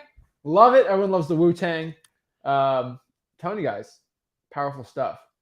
They said it real, let's see. Morpheus. Oh my gosh. All right. But yeah, one thing I could tell you is we're getting a lot of people hopping on from all their social media channels. So I'll say thank you for everyone. So let's get some questions going. Let's see. Brad, if you sent me a message on Messenger, I probably didn't get it. I get hundreds of messages every single day on there. I got thousands of the pipeline. I probably got people I got to reply back to. I just got so many in there. It just gets buried. So we're trying to get this from there. So let's see here. Yeah, you're not supposed to, let's see. So any tips on getting out of your own head? The only thing I've always found to get out of your own head is by just taking that action, right? So if you're thinking like, oh my gosh, running sucks. I don't want to do running. It's not a matter of, because here's the problem. When you do something that stinks, your brain tries to tell you, and they try to come up with every excuse why you shouldn't do it. Oh, you shouldn't run because maybe your hip's going to hurt in the future if you do this, or your brain's going to think of excuses subconsciously for you to stop doing the thing that stinks. So if you're going into wholesaling and you're cold calling, you want to stop, your brain's like, oh, that's okay. You don't have to do it now. It's fine. You worked so hard today already. You don't need to. You tried everything. Isn't it amazing how like your thoughts, like it's crazy, have the power to do this? So what you have to do is at some point, you have to find a discipline to just set like a schedule and make it non-negotiable. So let me give you an example. If you want to get up and work out early, so you got your mind and your body, and they're two different entities. Like they are wildly apart. Nobody wakes up in the morning super excited. I don't care if it's 4, 5, 6, 7 a.m. and go, I can't wait to go work out. You are tired. You're looking for a cup of coffee. And then that's the point where your brain goes, tells the body, go, I'm taking over. I'm not letting you tell me what to do, and just do it. Now, on the opposite, when you do cold calling, your body's saying, let's sit down, let's relax. We don't need it. And then your body kind of has to stimulate your mind to get it going. The problem is negotiating with your mind. If you set a non-negotiable, I'm cold calling these 2 hours and that's it, you can't lie to yourself. And so the way to get around some of this is just disciplines. If it's physical and you want to work out, I tell you, like I like to run, and the biggest anxiety is 20 minutes, 30 minutes before I run. I hate it. And the minute I get going, especially that first mile, I'm like, this is the greatest thing I've ever done. I still get anxiety about that. The workout and stuff like that. So like, I remember making phone calls. I did door knocking back in the day, man. It was like, my brain told my body to do it and it wouldn't do it. And I just went up there, and after the first 2 or 3 I did, it was just automatic after that. So the easiest way to do is set a discipline and do not negotiate with yourself, saying, I'm not negotiating. If you don't negotiate, then you can't fall in that trap, because if you can't be accountable to yourself and you're going to lie to yourself, what's the point? But here's the thing. Like, when I was training for a marathon and I did it, the training sucked. The marathon was fine because I had the training already set up, kind of like cold calling, right? There's so many days I didn't want to go running 4, 5, 10 miles, right? But here's the thing. My body and brain always try to convince me to say no, but you got to override it. Hey, no, we do it. Like, this is what we do. This is not something that we don't do, right? And it's kind of funny the way people think about it, because your brain's really funny, because it's not that you can't run. It's because you don't want to. No. So think about this. If you were a grizzly bear that was angry and hungry running at you, your brain's going to say, you know what? We can run, and then you're going to be fine, right? It's non-negotiable. And this is shocking. I found this a lot. Your brain tells you you're tired, and then you go work out or something and you feel fine, or you do something that excites you. I've once done this. Like, I was tired, and so I just played video games for like 15 minutes, and I enjoyed. Yeah. Went back to work. I was not tired, right? Yeah. Like, if you're find out you're tired sometimes and you go fishing and you're not tired anymore, you catch a huge tarpon. It's like, you're not tired. Or like, if you're really tired and you get that sudden call from a motivated seller and you just like, oh my God, and you fire out the door. So one of the best ways is don't negotiate it. And then the other thing is focus on the outcome. So if you're getting ready to make 300 cold calls, focus on the outcome when you get that deal. Same thing as you got to go to the gym. Focus on how you're going to feel afterwards. Burning calories, shredding muscles, the whole 9 yards. So if you focus at the end destination, like if you want to get up early and get stuff done, focus like towards your end of the day. You get everything done. You can spend time with your family and you can relax. So you have to have a map. We're going to do it, because if you let your mind and your body run your life, you are going to be like 90% of people in the world, and life is going to be dictated to you, or you can dictate life. You have to make that choice. And guess what? If you don't make that choice, the choice has been made for you. People are going to dictate what you do. You need to buy this iPhone. You got to watch this TV. You got to buy this product.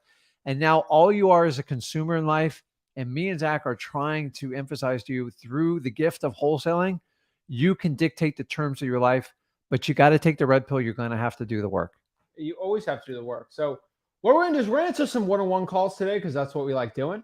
So if you want to hop on and get your one-on-one call answered, how do you hop on and actually talk to us, guys? We're going to share our screen really quick. And we're going to go here. Ooh, how to hide the comment? No. There we go. So how do you hop on and talk to us here? All you got to do is just go to Wholesaling Houses for Real, our free real estate wholesaling group. And all you got to do is go right here. This is Wholesaling Houses for Real. 73,500 people. Wow. Strong. Love it. Love all the wholesalers hopping on. All you got to do is click here. This is from Rick, didn't post this. So this is your computer. But really, this is it, right? You're in deep thought right here. But, I have deep thought. How to get rich, right? In this new economy for wholesaling, right? Watch here on YouTube. You can join here. It's the StreamYard link, and then hop on there, talk to us one-on-one. And that's how you talk to us absolutely for free. If you want to get the link, go to the Wholesaling House for Real Facebook group, and you'll get on there, and you can talk to us absolutely for how much money? Free? Today. How do we do this? You know what? Just for today, I'm slashing the cost to join my group in half. From $0 to $0. 50% discount. Dude, why are gurus still doing the limited seating? Like limited seating. Oh, our Facebook group has limited seating to 5.6 billion. Are you kidding me? On virtual events and like physical, you guys rent a hotel room with like seats 500 people, and you're telling me like you only got 8 more seats left. It's the oldest trick in the book. And like, guys, we got to retire it. Like, let's give it a jersey. We'll call it limited seats available. Hurry up. Hurry up. Like, listen, I'm too old for this, man. Like, I've been seeing this stuff for 20 years, and you got people apparently are still falling for it. So I guess guys, if it works, do it. 50% off the wholesaling course today. Yeah. $0 to $0, guys. I'll get 99% off of it. I don't care. We got 2 seats left. We only got 2 seats left. Hold on. There's only 2 spots available at the freewholesaling.com course. Be the first 2 to get in. I'm like, seriously, like You we're lose your still credibility. doing the takeaway. Drives me crazy. So let's talk to some people. Let's see how we can help the people out in wholesaling real estate. Most importantly, how we can help you become better wholesalers. Jalen. Hello, you can hear me? Loud and clear. What's up? How can we help you out? All right. So before I start, I want to say thank y'all, and I want y'all to be completely honest with me with what I'm about to tell y'all. All right. So about 2 days ago, I got really, really discouraged because I didn't meet over like about 600-700 calls, more dials than that, and I just got real like discouraged, and I haven't been cold calling the last 2 days. And then like the way I got to pull my list, like in my city, I can't get a certain list, but they give me a map. Well, it got red dots, green dots for all different types of properties. That's like ugly houses. Like, you understand what I'm saying? So I gotta manually do my list every night, and it's like a lot of work. Like, I don't got the traditional list like every other city, and I just like I don't know. It's like I was about to think about quitting today because can y'all just be honest? Like, what is it like? What am I doing? Is I doing something wrong? Like, can y'all just be honest with me? Hello? What city? Philadelphia. Okay. Yeah. And so specific the issues? You made 600 calls and you didn't get a deal? Yeah, probably more calls than that. How many contacts did you get? Probably at least 250 contacts. Like hellos? You mean contacts like hello? Somebody pick up? Yes. Yeah, probably at least 250 contacts, at least. So Jalen, you're telling me to be honest with you. Yes. You had 250 people. You talked to 250 people and none of them wanted to sell their house to you. Yes. And now you're coming to me and saying you want to quit because 250 people said no to you. Yeah, I'm being honest. So this is the dilemma we have currently. Yeah, be honest with me, please. Statistically, what list was this? This is code violation and vacant houses from the government that nobody can't pull. Statistically, it takes about 400 to 500 hellos to get a deal from a code violation. Okay. So you're telling me you're halfway into a 5K and you're 2 miles in and you feel like quitting. What am I going to tell you? Quit if you want. You ain't going to finish the 5K, right? So if it's a 10-mile race and now you're in mile 4 and you say, I feel like quitting, go do it. Let the other people run and win, right? Like, you're asking me the honest opinion. Right. I mean, this is the truth. You are not going to get from a guru. It's just the truth. How many times does it take you to pull that list? Because like, I do it every night because it's manually. You manually got to click on a red house. You got to type in the address and then go to the property appraiser, get their name, and then drive for dollars. Then yeah, I do that too. I walk for dollars because I don't got a car, so I literally walk. All right. Yeah, I walk for dollars. And like sometimes it gets really, really tough. Like how many FSBOs have you called the past month? Say it again. How many for sale by owners have you called the past month? Oh yeah, I don't usually call for sale by owners. I'm being honest, but I did go through your whole course. I went through the whole thing. Dude, I don't know what to tell you, man, because like that's easy. That's an easy one, and you're not doing it. That's just a quantity number because you don't have to skip trace it, and it is a numbers game, and it'll be a little bit more efficient for you. It's you just got to get through numbers on it. They're like, I'm here to tell you, like, what you're saying, is what a lot of people are feeling. It's just like the truth on it because now you're into the fight. Like, how did you get attracted to wholesaling? Just tell me. Actually, a TikTok y'all made a while back, like January. It was a TikTok. I was like, I gotta try this. But then I finally start doing it in August. Like, I finally put my head down and start doing it in August. And then it's like, dang, well, probably like the end of August. And then it's like, dang, what am I doing wrong?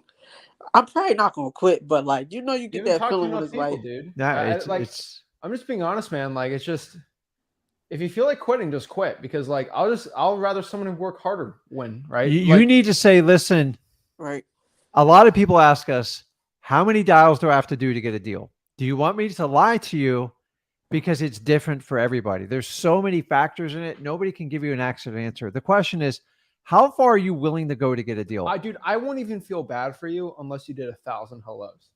I wish I could tell you I feel bad. I don't.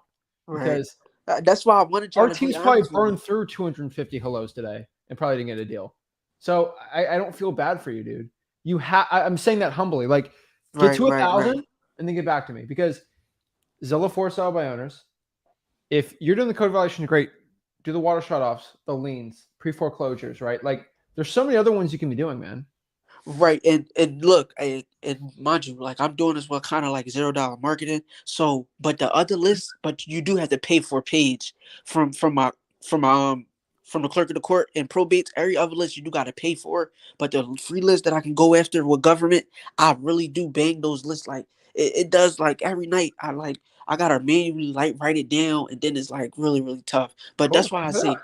thank y'all for being like don't sugarcoat nothing to me at all. Like, tell me what it is and what it's Wholesaling's not. not fun. Like, dude, Yeah. it all sucks. It all work. Dude, I've done it. We've all done it. Yeah, you're just scraping the barrel, man. dude. Like this Okay. is the truth of the business that you're not going to get from a guru. Because if they told you the truth, if you had the money, you would never pay for the course. So I've had people spend 6 months to a year banging through cold calls. Right. The only difference why they succeeded because they stuck it out. They got disciplined. They go, I'm going to get through it no matter what. You're just listen. You have two choices. You can quit or you can go hard. And Okay. to be honest with you, it's going to define a lot of things that happen in the future of your life. So how old are you? I'm 19. I've been on here a couple times. Remember, Okay, y'all? dude. So like, Yeah. I didn't start till I was almost 34. You have such a huge head start. Like it's going to be tough. It's going to Okay. be tough doing it on $0. You know the obstacles up in front of you. The question is, are you willing to go through those obstacles to get what you want? And It's you're the going to truth. learn as you get through it. What you don't understand is, that first 1,000 calls you make is going to define the next 10 years of how you do wholesaling. And you get Okay. better. Every single dollar you do, you get better. And you're getting better. So you're not seeing the progress. You're just focusing on the result. So detach yourself from the result and understand you're going through the journey. And the journey is what's going to lead you to the Here's the reality. Right. The world doesn't like I make 50K. That's what you're all being told. The Yeah. reality is I'm willing to make 10,000 calls to master my craft to get one deal. And then after that, I'm going to get it down to 5,000 calls. And then I'm going to cut it to 4, 3, 2. And then eventually you're going to have employees running the whole thing for you. It's the journey. This kid went through, this kid made so many cold calls. It's like he had phones attached to every part of his body making it. He went through the journey to do it. And that's why we do so well. I'm not a cold caller. I came from a different generation. Dude, but I'm just show here it. to tell you, Do the man. work, man. I can only tell you this. There's only 3 types of people that I have found watching our live streams. Yes. And there's number 1, the people that do deals, checks, they post them. And all those people went through adversity, all of them. And all of them felt like quitting. But those people persevered and just kept grinding through, and they got their deals and they got to where they are, right? The Number difference 2. is they didn't quit. Number 2, Right. you got the quitters, the ones that were close to getting that deal. And they're like, you know what, this is too hard. I'm going to quit. And then they quit. Guess what? Which ones do you know about? You know about the ones that did the deals. You didn't know about the quitters. And so no one's going to remember you. And number 3, you got the people that are in the grind trying to get to that first deal. And they're well on their way. And the question is, which one are you? You're probably on your way. But if you want to quit, you can quit. There's going to be someone behind you who wants to work harder for you and do it right. That's the thing. I'm not no quitter. My mom never raised no quitter. That's why I just keep pushing through. But like these last, I've been beating myself. I'm like, damn, I didn't cold call today. I'm drunk. Like I'm not doing what I'm supposed to be doing. Let me ask you, does it physically hurt you to do it? And no, it hurt when I don't do it. No. Like, So it's the problem is you've been brought up in a society where you expect a certain result. Dude, right. What you're doing wholesaling is different from 95% of what the other world does. We play by completely different rules. We're willing to risk a ton of rejection just for the chance to have financial freedom and freedom over time. So have you ever heard of David Goggins? Yeah, that's my guy. I like David. That guy. So you need to take that mentality. Now that's physical. So we need to get your brain because you think you're at your capacity. You're nowhere close to it, buddy. I promise. And at 19, let me give a better example. What I do go you're back in to Philly, 19. right? Yeah. Who's the greatest athlete of all time to ever come out of Philly?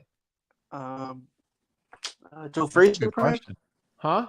Joe Frazier, Allen Iverson, people like that. Isn't Kobe from Philly? Not Philly, but he's from PA, Oh right? have yeah, no yeah, he idea. is. He is. All right. Kobe Bryant went straight from high school to the NBA, right? All right. Do you think he's one of the best basketball players of all time? Yes. People know who he is, right? Yes. Every time I throw something away, I scream Kobe when I throw it in the trash can. So his stuff's real. I want to break down what Kobe's high school training schedule was, okay?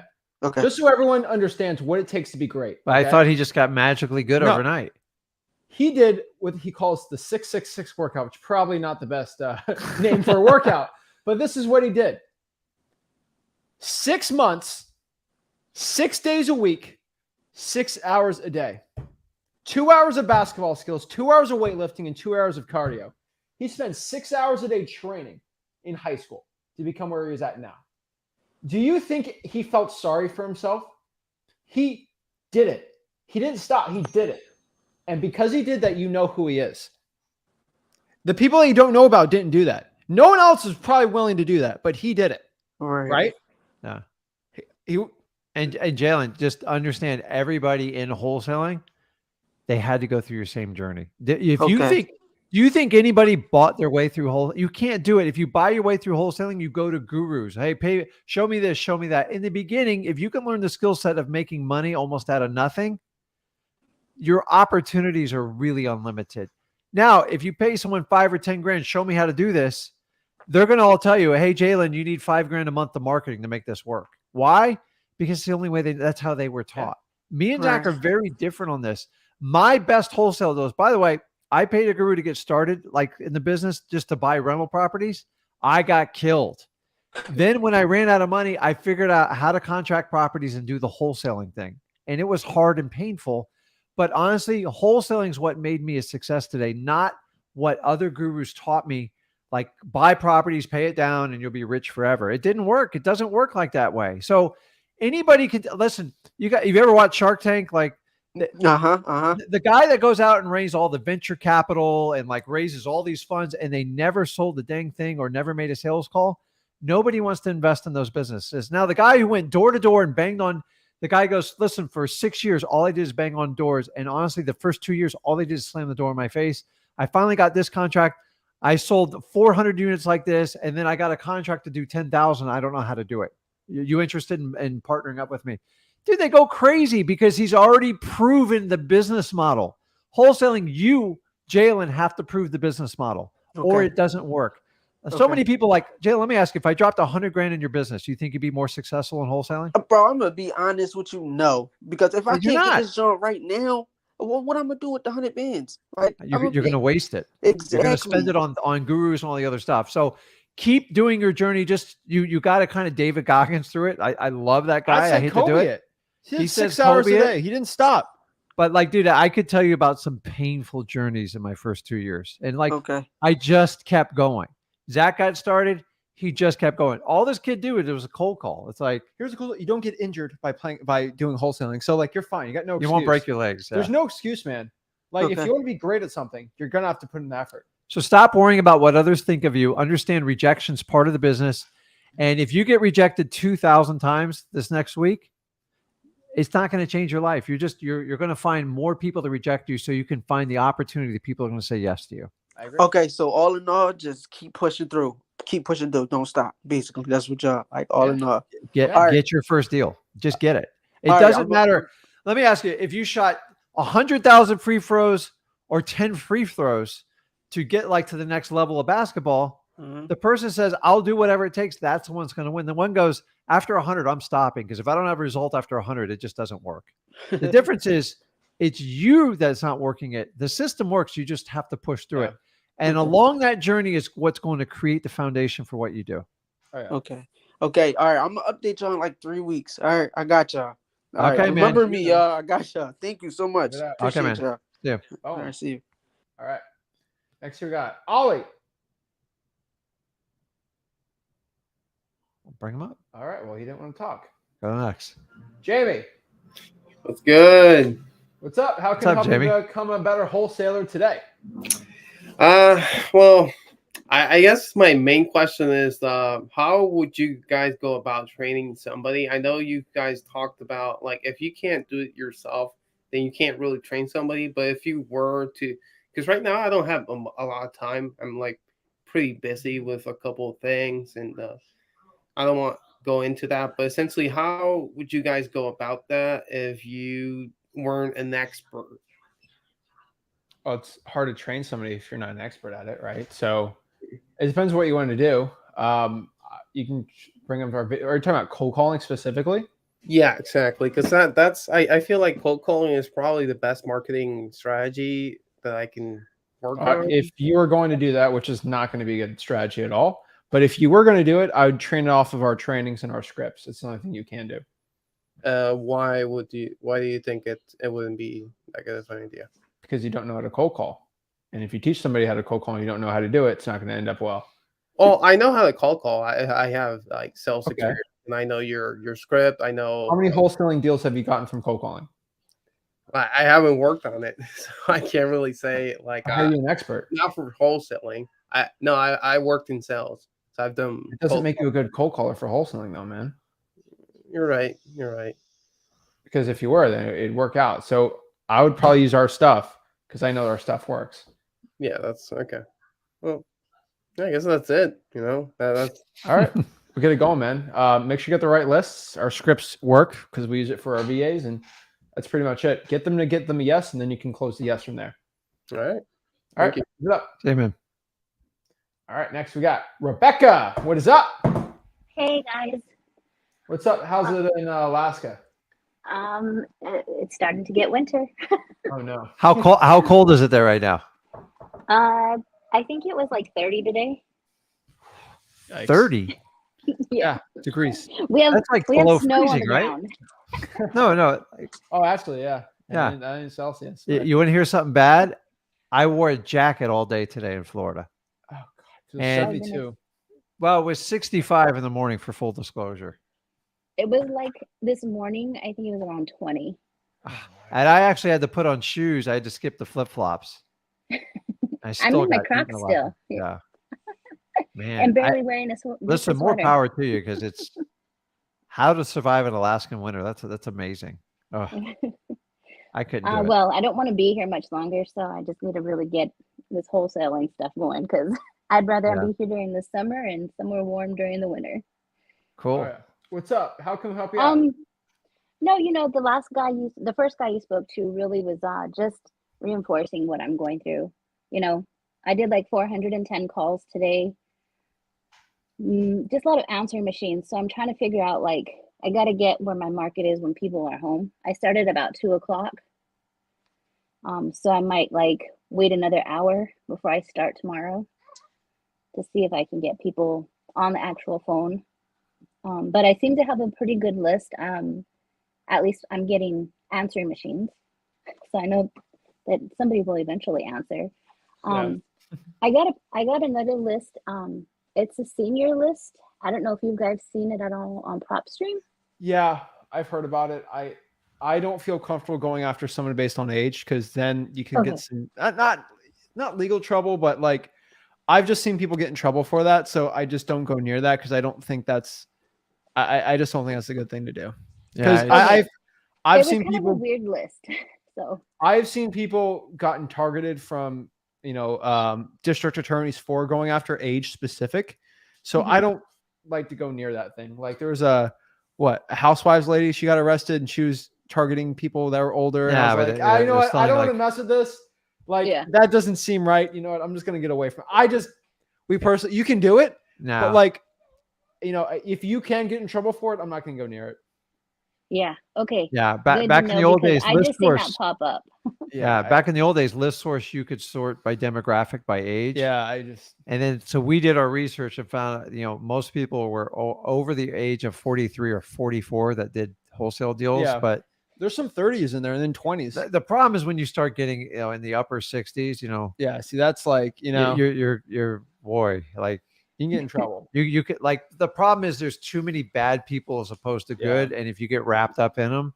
So I always tell you, like, when you get older people, treat them like your mom or your grandma, and you got to go like really slow. Cause a lot of times I tell you how many times in my career someone elderly says, I don't know what the value It's all about intentions. If you're intending to reach people that might have a motivating factor on their house, good. if you're Mhm. just intending to reach out to people based on their age, that's not good, right? Yeah, So that's Yeah. the way we have always So looked at it. old people need to be visited. I'm sorry. Like a lot of them don't know what they're like doing over the phone. So I'm just taking it from personal experience. I would get rid of it, but that's just my opinion. That's why we don't tell you to target nursing homes and like stuff like that. It just, No. it's it was a just a family list that I decision had. at that point. I kind of So- felt a little awkward, like even looking at it, because I feel bad because my grandparents are old, and what if somebody did that to them? No, but listen, if you really run your list right, they'll probably be mixed in there No, they'll be anyways, mixed in and then there. you can do Oh, it yeah. It's all like about your normally. intention. I want to reach out to all the vacant properties. That's Mhm. fine. Yeah. Reaching out to just older people in general. That's just that's our opinion. But everyone No. to each their own. Yeah. Maybe a guru is I going to teach like you how to do that. More power to them. Yeah, when you start Right. getting age specific, it gets like, Yeah. then I mean, how far are you going to break it down from there? Like, so you can go down a slippery slope. So, Yeah. I mean, Yeah. our only discrimination, we don't like people that own more than 4 or 5 houses. That's pretty Mhm. much it. Or they're equity. because they're a pain in the butt. They're a pain in the butt. So that stinks. Yeah. It's just the truth. They're professional investors, and they usually don't want to work with wholesalers, and they typically waste wholesalers' time. So I agree. I filter for those. Okay, awesome. I had just gone to start pulling new lists, and I seen that, and I was like, huh, Yeah. Well, just questioning it. So yeah, it's gone. your intuition was correct. So. And then I got another list that I'm trying to figure out. I'm not very tech savvy when it comes to it. It says it can work open in Excel, but it's not. So just working on my list and making cold calls every day. That's the biggest thing. All right. I know And it's going to she's take more literally than. making cold calls. Doing this. That was pretty good, wasn't it? No, Come it's on. not. Rebecca, tell you that was good, man. She is literally like cold caller. So, I'm if very anybody cold can beat her calling. temperature, let me know in the comments. So I got people from Sweden, Norway beating her, but that's pretty much it. that was a little cheesy. I'm sorry. Iceland. Okay. All right. We really appreciate it, Rebecca. Yeah, no, thanks for always being my accountability, guys, and No talk problem, to you guys man. later. See you. Yeah. You didn't like that Do one? you That have a was mute good. button. Just press the mute button. I know you want to do that to me. No. I'm like that grandpa that just won't stop, man. Oh It's my only going to gosh. get worse the older I get, too. That's what he doesn't understand. I love it. Maybe we need a cough button. So we need coffee, can mute it, but whatever. You have All a right. teacher, one of those buttons type of deal. Give you a bleep button. All right, Oh my guys. We love it. But yeah, guys, I've seen it so many times. I won't be going after someone in age. I don't think that's the right thing to do. And I've that's just us. So we will steer clear of that. That's not right. That's what I found. No, it's just a lot of this business is common sense. You don't need anyone to tell you. Like, if you think it's questionable, it most likely is.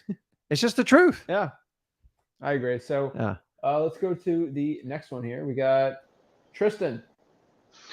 Hey, what's up, guys? How you doing? Good. What's up? How can I help you out? Can you hear me? I'm driving right now. I'm speaking through the car. Yeah, loud and clear. What's up? How can we help you out? Sweet. Well, I just want to update. I don't know if you remember talking to me, but I got these code violation lists, and everyone that's out there fighting to get them, just keep going, because it took me about a week of calling the same department like every day Yeah. to get it, but I found the right person. So You're not there's coming that, over but here complaining about how hard it is. You just did it, and now you have it. yeah, it's crazy. Crazy. So how much Crazy. persistence did it take?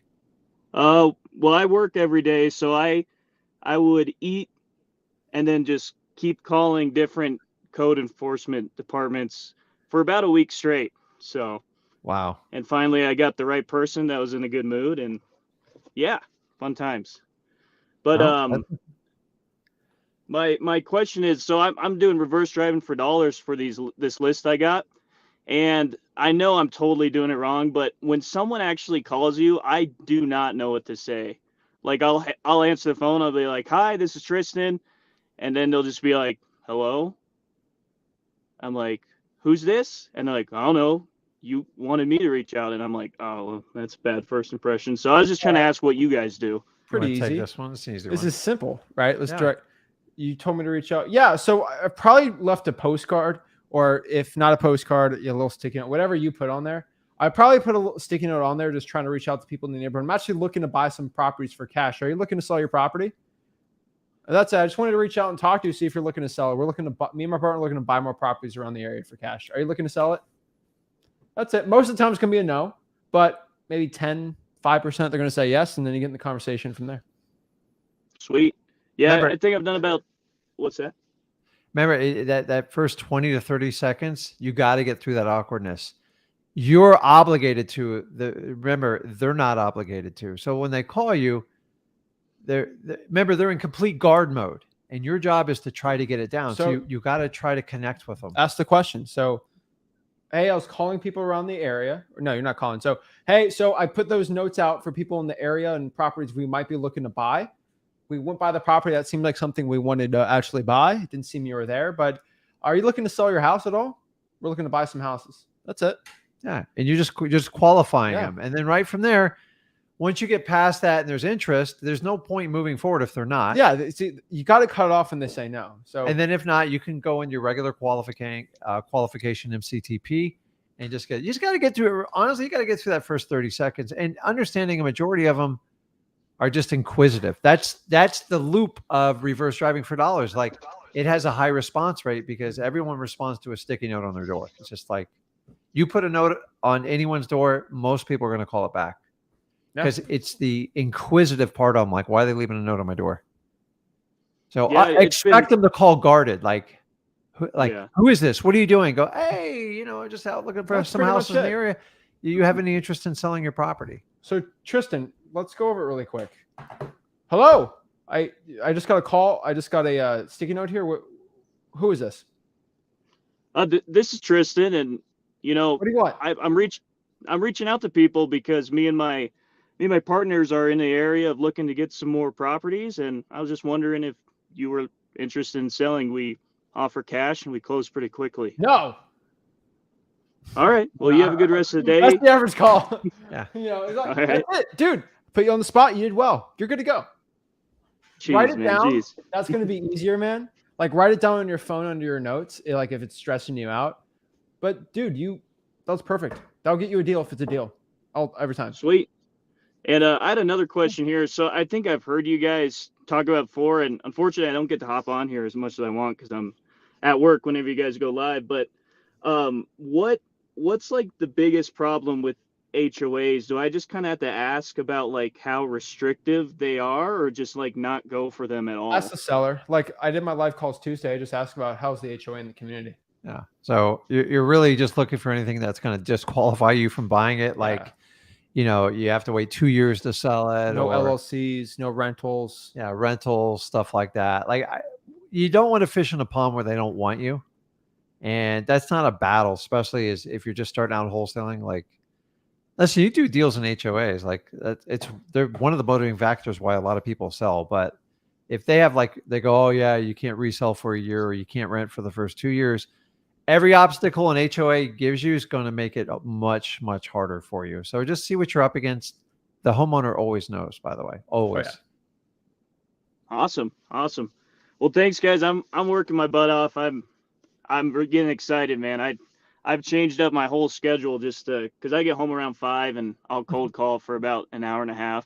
I end up getting up at like 3:30 to go work out in the morning and then work on some lists between there. And it's going good. So I'll keep you guys updated. I appreciate everything you do, and take it easy. All right. All right. Have a great one. See you, man. See you. Oh, I have a question for you. Okay. Do you remember the guy that not the one guy that everyone knows about? Do you remember the guy that tried to do the light bulb but failed? Do you remember that guy? Tried the what? Try to create the light bulb, but it failed. No. No. No. Do you remember the guy that tried to invent the airplane, but he failed? No. You only remember the ones that do well, right? And this is the thing you have to remember about so many type of wholesalers out there. Like, you just got to keep going. And you look at the greatest people of all time, they all could have failed, right? Mm-hmm. One guy, look at very specifically, is Winston Churchill, right? And he had a lot of failures in World War I, like a lot of blunders. He could have just quit and stopped, but he kept going, and he became one of the best generals in World War II and really helped in a time of need. You look at Gandhi, right? What if Gandhi quit? India would probably not be as liberated as it is today, right? Like, there are people that had to deal with the adversity. They kept going. MLK MLK got arrested. They tortured that guy, right? He never quit, and he was able to get the change that was deserved, right? Yeah. The people that you know about that actually do what's right and actually make the greatest changes in this world, they all have to deal with adversity, all have to deal with problems, everything like that, right? But guess what? They never quit. They never let it stop them. Abraham Lincoln, he had to deal with some of the worst personal tragedies anyone could ever even That was imagine crazy. in their own I personal don't know life. how he functioned. But guess what? He led a country through a civil war, right? The greatest men and women that had to deal with so much adversity, they didn't quit. They overcame it and just kept going. And now you know who they are. And there's so many more names like that. But Well, like, talk about, you guys saw the recent Elvis movie that came out? oh, that's different. So remember back then they tried to tame him and they told him, no, you got to like make it simple. You can't move your hips like that. And then Elvis, he was tortured. He was just like, man, this is like who I am. It's me. And he went up there and he was like fighting it. And they go, don't do it. You're going to get arrested. And he got on stage. He started strumming that guitar. And then he just said, I'm letting it go. And he just like, that's what we want you guys to do. Don't let anybody contain you. Minus the drugs, Elvis. No, this is all the way. before it. But I'm just telling you, it's like somebody tried to make him like, you got to do it like this. You got to wear a jacket. You got to wear my hat. You got to talk like this. You got to be slick. No, go out and help people. Change it. Change happens when people are bold enough to stand up to go, listen, I want to help out and change it. That's what me and Zach are doing in the wholesaling business. And we're trying to share with you guys and create a legacy for everybody involved. Yeah, I always tell everyone, like, you be the know Elvis. The people that went through the adversity and kept going. You don't remember the people that had adversity and quit. You never will. They'll never become successful because they quit. Okay? They never stopped. They never surrendered. They never struggled. Guys, I can talk about this all day. Like, you look at LeBron, Mike Jordan, like all those people, so much adversity. Yeah. They never stopped. They never quit. And that's why we know about them. We don't talk about the ones that don't do well, right? We don't. And so that's the truth. So guys, it's so funny. And I'm not even talking about Tom Brady because he destroyed the Dolphins, but that guy had to deal with a lot of adversity too, especially in his life starting out.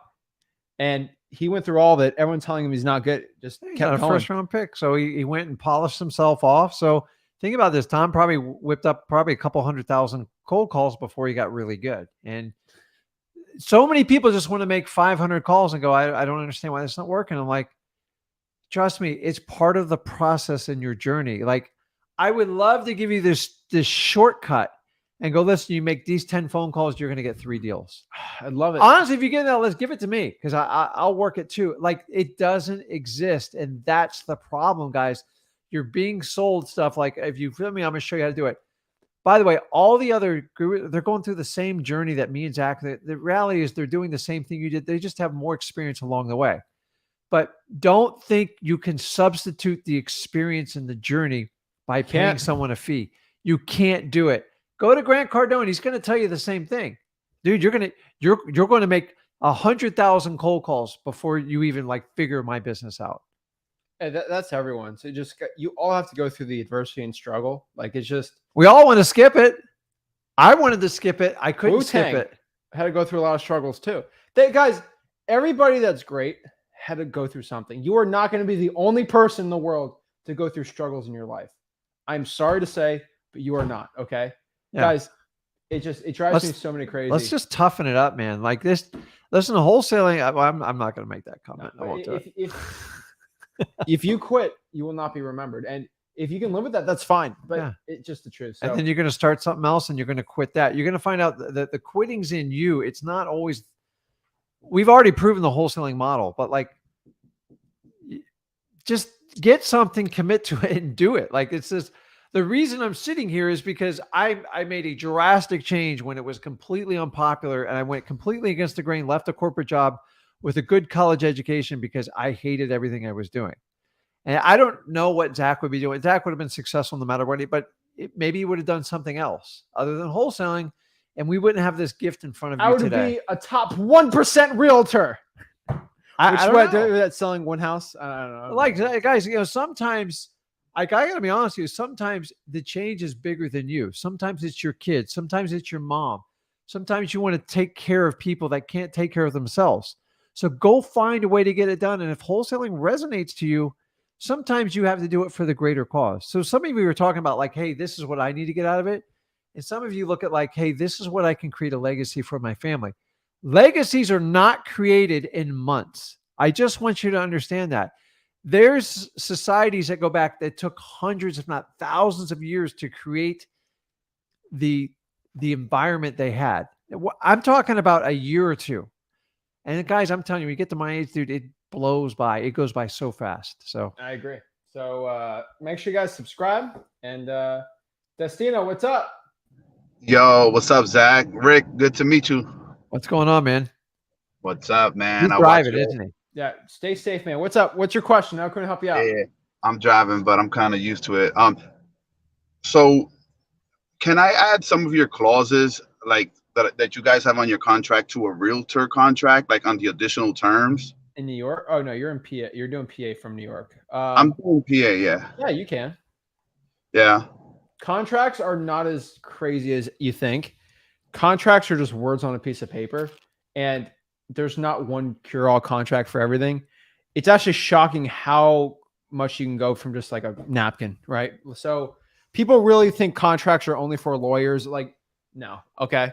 I've probably written more contracts than a lot of lawyers out here. Right. Hey, listen, the contract is just an ends to a mean. Like we have a simple 2-page contract and it's just clarity and to the point. Okay. Then you get realtors. I've seen them as many as 30 pages. And listen, I've done a 30-page contract. I do the exact same thing. I take the points I want to put in there. Number one, the really cool thing is about most state-approved contracts with the Realtors Association and the Lawyers Association, whatever you call it, the bar, is they usually have like check boxes in there. And I'm here to tell you, you can make it even tougher to make them understand what you're doing with a big, long contract. That's why we have a simple 2-page contract. Here it is. This is what I'm doing. I'm assigning it. Like, so give me a 25-page contract. Most of the realtors, they just, they only look at like the front page and the back page and what's the inspection period. So I got to be honest with you, when I worked with realtors at the beginning, a lot of times I didn't even have to say I was a wholesaler. I just made sure it was an assignable contract. If it's not, you have to disclose it in the contract. That's the big key part. And make sure you have an inspection period. And honestly, everything else, because you can put at the end of the contract under the addendums and handwrite them in. Most realtors don't even look at it. Like it's just, they're so trained. I'm going to look at the price and the inspection period, and they think that's it. So, yeah, absolutely. Like a contract, guys, I bought property on a cocktail napkin at the courthouse. So a contract has to have like X amount of things in it, date, price, acceptance. I'm not a lawyer here to tell you, but it's just a piece of paperwork. Why are there so many different contracts? Because we're humans and we try to make everything super complicated. And a lot of lawyers and realtors think they can put every what if case scenario in there. What if the earth falls off tomorrow? And what if Johnny can't close on it because there's a mudslide or like a sinkhole? And every now and then these freak things happen, but every time these events happen, the pages keep adding up and it just gets to the point like, give me a break. So I like the 2-page, but if you have to do that, if it's like a probate or something like that, make sure you understand the non-negotiable addendums you want to put in there. So the biggest one you got to find out, see if assignability is in there. Most contracts, it's either assignable or non-assignable. It has to be clearly disclosed in a contract for you to do it. And then after that, you can kind of squeeze in this and that. And yeah, we do it all the time. You're fine. Actually, now that I remember, this one is for Arizona because at night sometimes I'll just call Arizona. So can I put a clause in there that says that I'll only pay the realtor's commission on the seller side, not on the buyer side? You can write whatever you want on the contract. Yeah. All right. All right. Cool. Two people. All right. Yeah, it's agreement. The only time you have a problem in the contract when people aren't forthright and honest and they're misleading and they don't want to tell the other party, that's usually when most contracts wind up at disaster. It's like a bet. A bet is an agreement, right? I've had some weird bets on stupid stuff. They're just agreements. You can write whatever you write. You can do whatever you want, All right, great. All right. Because for what I understand now in Arizona, you have to disclose the fact that you will be assigning it. And it's not as simple as just saying and or assigns. You got to be a little bit more clear about it. Oh, really? So yeah, for what I What lawyer understand, told you that that? change. I was talking to somebody in What another lawyer? group. No, it wasn't a Lawyer or lawyer. group person? Yeah, no, it wasn't a lawyer for sure. It So wasn't a you lawyer. have a non-lawyer giving you legal advice, and you're going to take that legal advice from a non-lawyer. Dude, All right, cool, like, cool. Bro, you have to understand how that works and how intent works and how actual laws work. I talk to real lawyers. I don't talk from people that don't do any deals in groups. Not about you, but there's people that do 0 deals that will give the craziest advice in groups. I find that people that talk more on the internet, like they're the least experienced. Arizona in has wholesaling. laws, but the law is written in such a way where there's very easy ways to go around things like that. And it's all about intention to a point, but it's just kind of funny the way people do it. Yeah, listen, I'm not going to get too much into it, but like talk to a real lawyer. It'll change things. Talk to a title company, then- because not every title company has the right answer. And like understanding that you can't take a third party, like whenever somebody told me or I heard, guys, this is how we create all the problems in wholesaling. Every guru video about a new law is always written by a real estate agent or a guru, never by a lawyer. I don't see lawyers ever break it down, because if a lawyer actually broke it down, it'd be shocking how much it's just kind of funny about it, because it's shocking. So whichever state you do business in, you have to understand the fundamentals of how the laws work. That is on you. Do not let anyone else dictate or tell you. And then until someone disproves it to you, or tells you otherwise in a legal manner, like this is the statute and this is what happens if you don't disclose it. So many people think title companies are like the rule of law. Most of them are shooting from the hip. I get told all the time, we have to disclose the other party about the assignment. Says who? Real estate agent told me in Florida it's illegal to wholesale real estate. Yeah. And that day I picked up a wholesaling assignment check. So like, I'm just telling you, man, like stop listening to people. Like, unless they're a legit lawyer that knows the law, don't take their advice. And that's how we create fear and anxiety and panic. So go and figure it out and just get the real answer, a factual answer. And if a title company goes, no, you can't do that, and go, what's the statute for it? And if they go, no, that's our policy, they kind of already gave you the answer right there. That's their policy. They don't want to like be messed up with it because they think it's risky. It doesn't mean it's the law. Okay. I get that all the time in here in Florida. It's perfectly legal to assign a contract. I know that for a fact because I do it on a weekly basis. So when a title company goes, you can't do that, stop just going, okay, I accept it. Just say, listen, I'm confused. Can you give me the statute that prevents me from doing it? 90% of the time, it's just their policy. Maybe that's what the underwriters want. And you shouldn't dictate your business on somebody else's policy, because you're never going to do business if you take advice like that. So you've got to be the verifier. You have to be the accountable person. And especially unless a lawyer looks you right down the aisle and go, dude, listen, you got to stop doing this stuff, because this is going to happen if you do it. Then I would pay attention. But hearsay on the internet, forget it. I'm not familiar with what you're saying, and like I follow each state pretty carefully. Okay, great. And then my one last thing is this: if the realtor kind of like has a feeling that I'm wholesaling, and then he asks me if I'm a wholesaler, or if I'm wholesaling, and just say I'm a cash buyer, and that sometimes I assign. No, you are. I mean, you are a cash buyer, so it's just.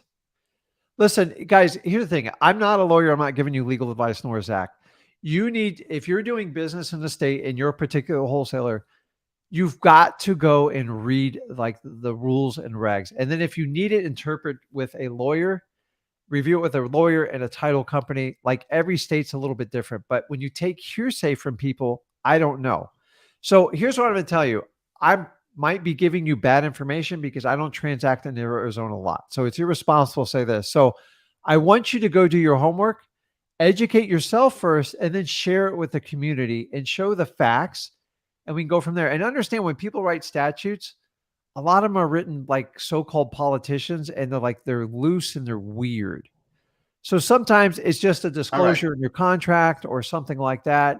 Guys, you have politicians writing these laws. I get it. None of us are happy about it. So make sure you verify it yourself, and then you can share information with us. Let's pop up the law real quick. All right. Go ahead. Shoot. Let's pop it up. All right. Appreciate it, man.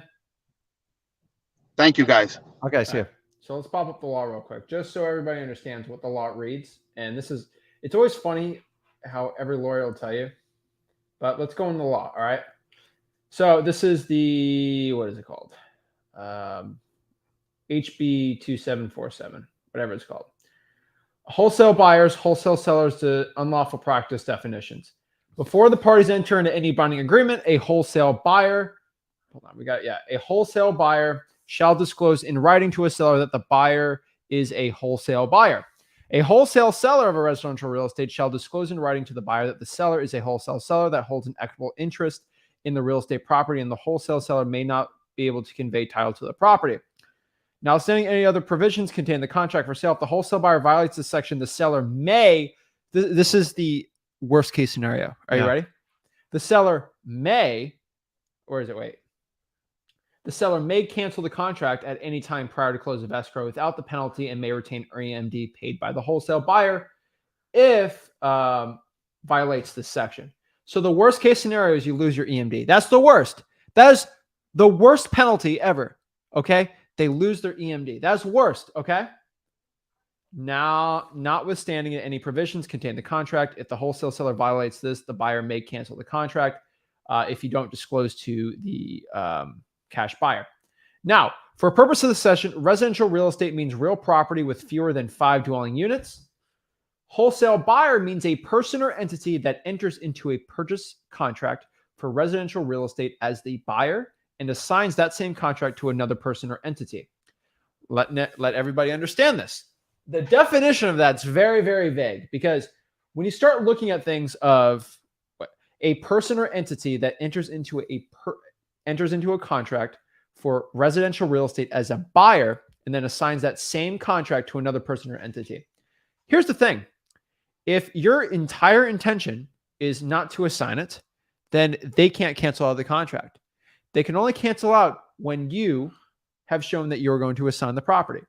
So if you're intending to double close, just letting everyone, if you intend to double close the property the entire time, there's no way they can get out of the deal.